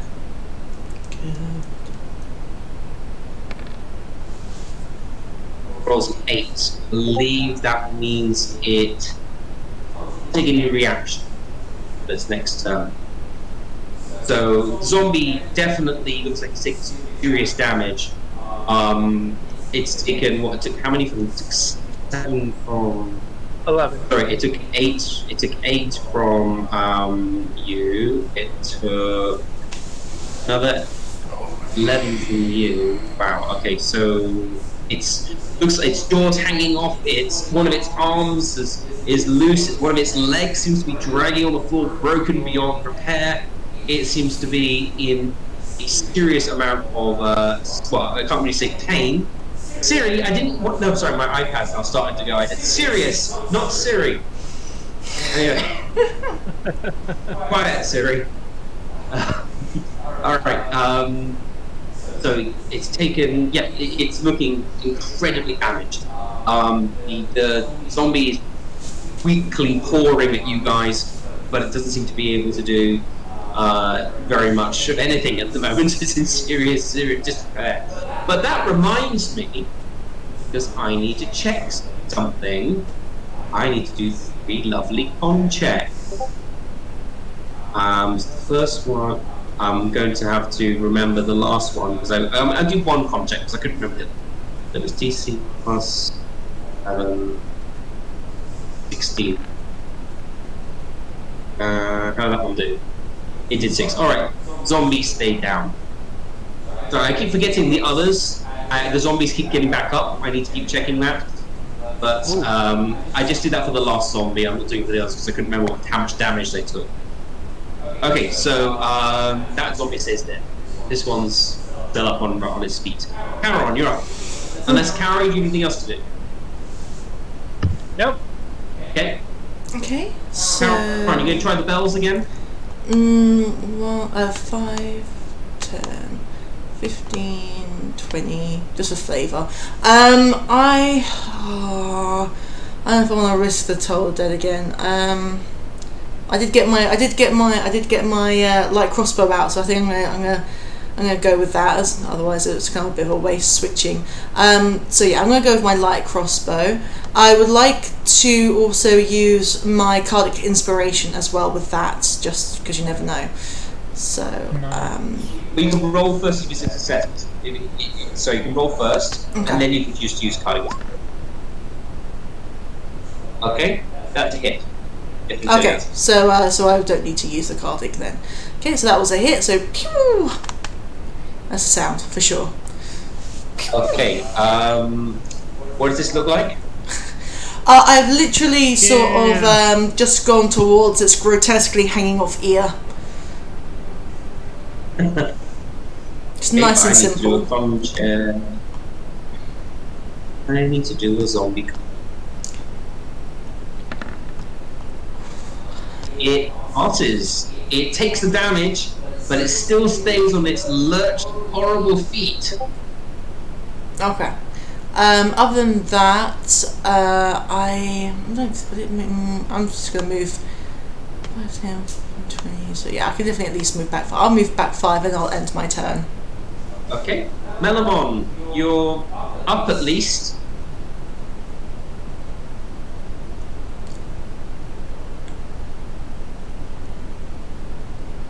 I had myself muted. Sorry, my bad. I apologize. Alright, Melmon's gonna just look at the staircase, scrunch up his face like, and just go like, again! And he's going to try to jump over them again. He's gonna try to jump again. Yeah, okay. He's determined. Oh, no. Okay. He is determined. Alright. Acrobatics check. He makes it! With a loop-de-loop and the swirling jelly, he makes his way down and whoops onto the floor next to Daryl. Lovely. And I'm going to use the rest of my movement to... That's 10 feet? Up. Yep, so that's right here, I believe? Yep. Okay. And I'm going to use my bonus action to get another berry in myself. And then I'm going to use... while I run, I'm just going to eat another berry with my bonus action. I'm going to run even further up towards... you just see a slime just scooching over there, and he's going to move next to this guy. And while he's moving, he's swelling up again. As he's not raging, but he's just swelling up, and he's a big thing sticks out of his head, and it turns into his great axe. Okay, sweet. So instead of his mace, he's using the great axe. Okay. So AC is lowered, but it is. I have to turn off the shield. Way more damage. Way more damage. And I get 4 more health from the good berry bonus. Okay, cool. And that's it, yeah? So you up there, you're ready to fight?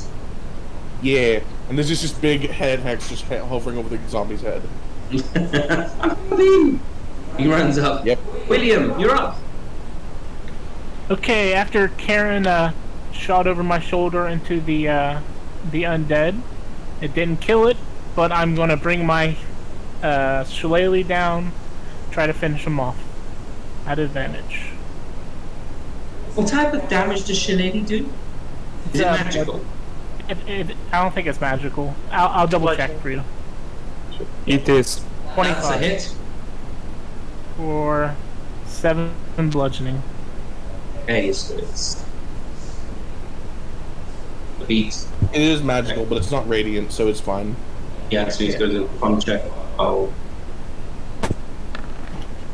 He passes, so he takes the blow, but he keeps lurking around. This is what I should have done with all the others. You would have had all these zombies still walking around. Mm-hmm. is what I get for forgetting my DM skills. Okay, so he takes the blow, but he's still on his feet. Zombo is still lurching around.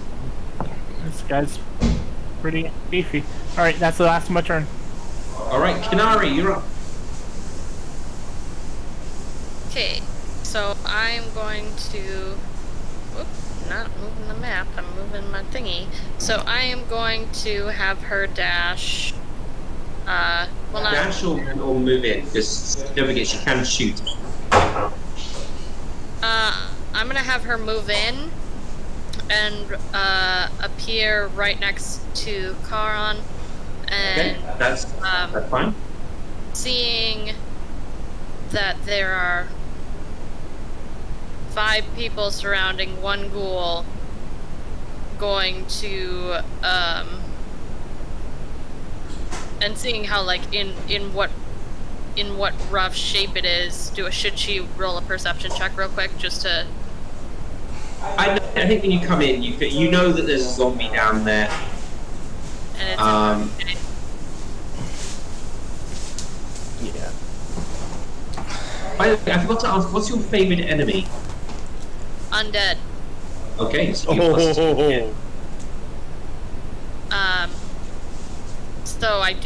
So I think she's just gonna whip out a bow and fire away. Okay, so she takes out her bow, pulls back the arrow. Isn't it in cover? Because Oh, wow! That's the first natural 20 I've rolled. Even if it was in heavy cover, or even heavy cover at this point, that would have definitely hit it. just ask Yeah, also it's not. It's not a natural 20, but it is 20, and it does add an extra 2 on it because it's the most favorite enemy, so it's 22. So that's 8 points of damage. Wow. Okay, let's see if the zombie is able to take this. Succeed! I want to kill It does succeed. Sorry, another arrow hits the zombie. The zombie's not going down. Zombie is awesome. Zombies have a horrible rule, which means they have to take con checks every time they're about to go into 0 health. Unless it's a critical or radiant. Unless it's critical or radiant, exactly. Yep. So Kenari, beautiful shot. Unfortunately, just can't quite take down the zombie. Okay. Daryl, you're up.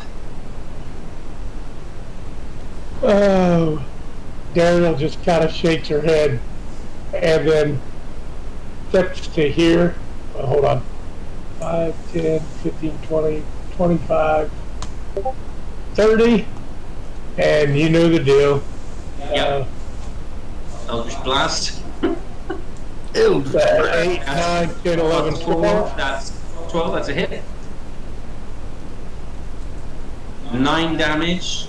It's just it's bludgeoning damage, isn't it? Or what is it? It's Force. Let me look. It's it's not bludgeoning damage. It's force. Force damage. So okay, that's 9 damage plus 5, 14. He's going to be 14 this time. Wait, how does he already This have zombie is not going down. Okay. Daryl, beautiful shot. You take basically the zombie looks like a cheese grater at this point. It's full of holes. It's got arrows sticking out of it. It's just not going down. No matter what happens. Next up is the guard, who has advantage on this strike. So the guard, who won't do any damage because they're like a rubbish weapon, is going to attack Via. Has advantage. Doing 19 to hit. Doing a ridiculously small amount of damage. 5 piercing damage, which means the zombie now He has to roll a 5 or higher.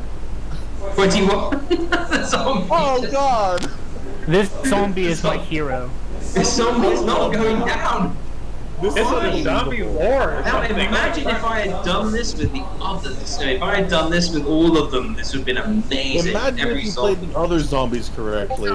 This Exactly. zombie, he is like an art student that has camped out in in the art studio trying to finish their portfolio. Yeah, it's like the Star Wars Trekkies who like stay in front of the movie theater at the new Star Trek movie. Yeah. They just camp out. They just camp out forever. Yeah, those Star Wars Trekkies, man. Star Wars I wasn't, just to let you know, I was attacking Kaori. I should have told you beforehand, but he rolled a 4. So I'm guessing you just pat this aside. Yeah, No just impact. with her arm. The next guard is going to attack. Come on, Garland, you can do it. She lets out a womanly shriek of rage and stabs with her spear. Could be a Come on, crit. You need 1 crit to take this down. I'm waiting. This is why I went up here, because like Doing 3, so you've got it's a DC 8 on check. Come on, the reason why I switched to my great axe is because I can roll potentially enough damage so that they'd have to get a really high con check to beat it, even though I didn't crit. Another human zombie. Neladari is just going to take these guys another 30 feet out towards the main. So she's, I'm actually waiting for this zombie now, you guys. I'm sorry. Yeah, it's crazy. It's crazy, man. Okay. We're just beating on it. We just don't die. Those There's moving you guys and that teacher are she's probably gonna- much safer in that room, but She's gonna take them up. But she's gone. She's taking them with a dash move. Okay. She's running out. The kids are up in temple To the now. gory upstairs bedroom area. In the Ori upstairs bedroom area. Kaori. Sorry, Zariel, I believe. Zariel, it's your turn. And now, in flames! I say as I cast Sacred Flame. There we go. That's what I was going to do. Oh, Here we man. go. DC 14. So it has to fail this. Come on, zombie. Come on, zombie. It has to fail Watch this. it pass. Dex save, yeah. Yeah. Dex save? Dex Yeah. save. Alright, Dex save. Come I'm on. really hoping. You're also natural 20. I'll be so upset. It was 7. 16! Come on, zombie. Let's go. Zombie. There's a backflip over the fire, and gives everyone one of you the finger as it does so. Not meaning to, it only has 1 finger left on its hand. Kaori, come on. Oh my god. I wish to move away from it. Take it I thought it out. was going to be near. I want to move away. Oh, sorry, you move away. It can't. I don't believe it can take reactions, so that's fine. Can't it? No, it can. It No, can. because it got hit. It got hit. Yeah, I it hasn't stopped been a it. whole turn yet, and it can't take reactions because it took a pretty massive damage. Oh, okay. Oh, yeah, okay, sure. So Kaori, you're up. Yep. Okay. you got 2 attacks. Who did lots of things? Yeah. As the Sacred Flame shoots past this thing as it wobbles around like a drunken monk, she's going to try again to kick it. Is that hit? Yep, Alright, I just gotta do another one too, just to be sure.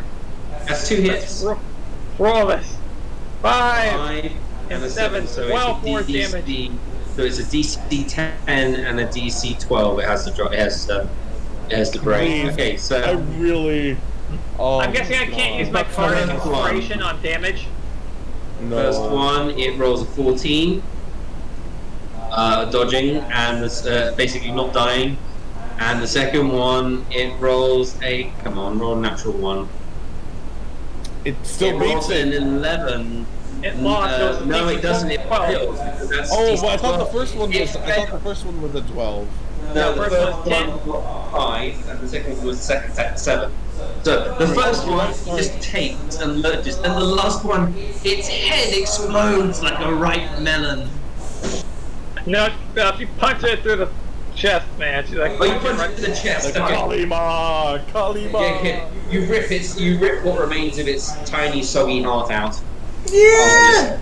Collapses finally to the floor. Oh, just 2 Yeah. more turns and I would have been able to do something. Everybody that was the did lead zombie. everything to taking out 1 zombie, and if I Oh don't remember God. the rules earlier, you would have had to deal with 3 more of them. I Okay. was so happy with that. And happy, ladies and gentlemen, I'm afraid to say that with that last blow, it is where we will be ending today's session. Oh, that was good though. Yeah. Level 2. I finally made a good character. While I'm just going to take 2 seconds to figure out how much XP you gained. I don't know whether I should take XP away because you guys kept trying to jump down the obviously trap floor. Melamon divides himself into half and becomes a mini. I took 1 hit. And then Yeah, you got a minor bloody nose. Melamon basically splattered around the room. Yeah, but I also found that trapdoor to the secret room, though. You did find the trapdoor. You didn't go down it. You didn't get down. You spoke to them and you just went, "Hi, I'm going now." Yeah, because I heard noises from enemies. I was like, oh, I know. And I'm giving you props for playing your character as your character, which is reflected in the XP I'm giving to the group. In fact, I'm giving props to everybody for playing in character today, because that was really, really good. So let me just take a couple of minutes now to work out XP quickly. DM, yes. my XP is still on the from the first session. So what was it that we got for the second session, so I can update it before adding on to this session's? Someone. I think we have 235. That's what we have. Okay, that's just got mine.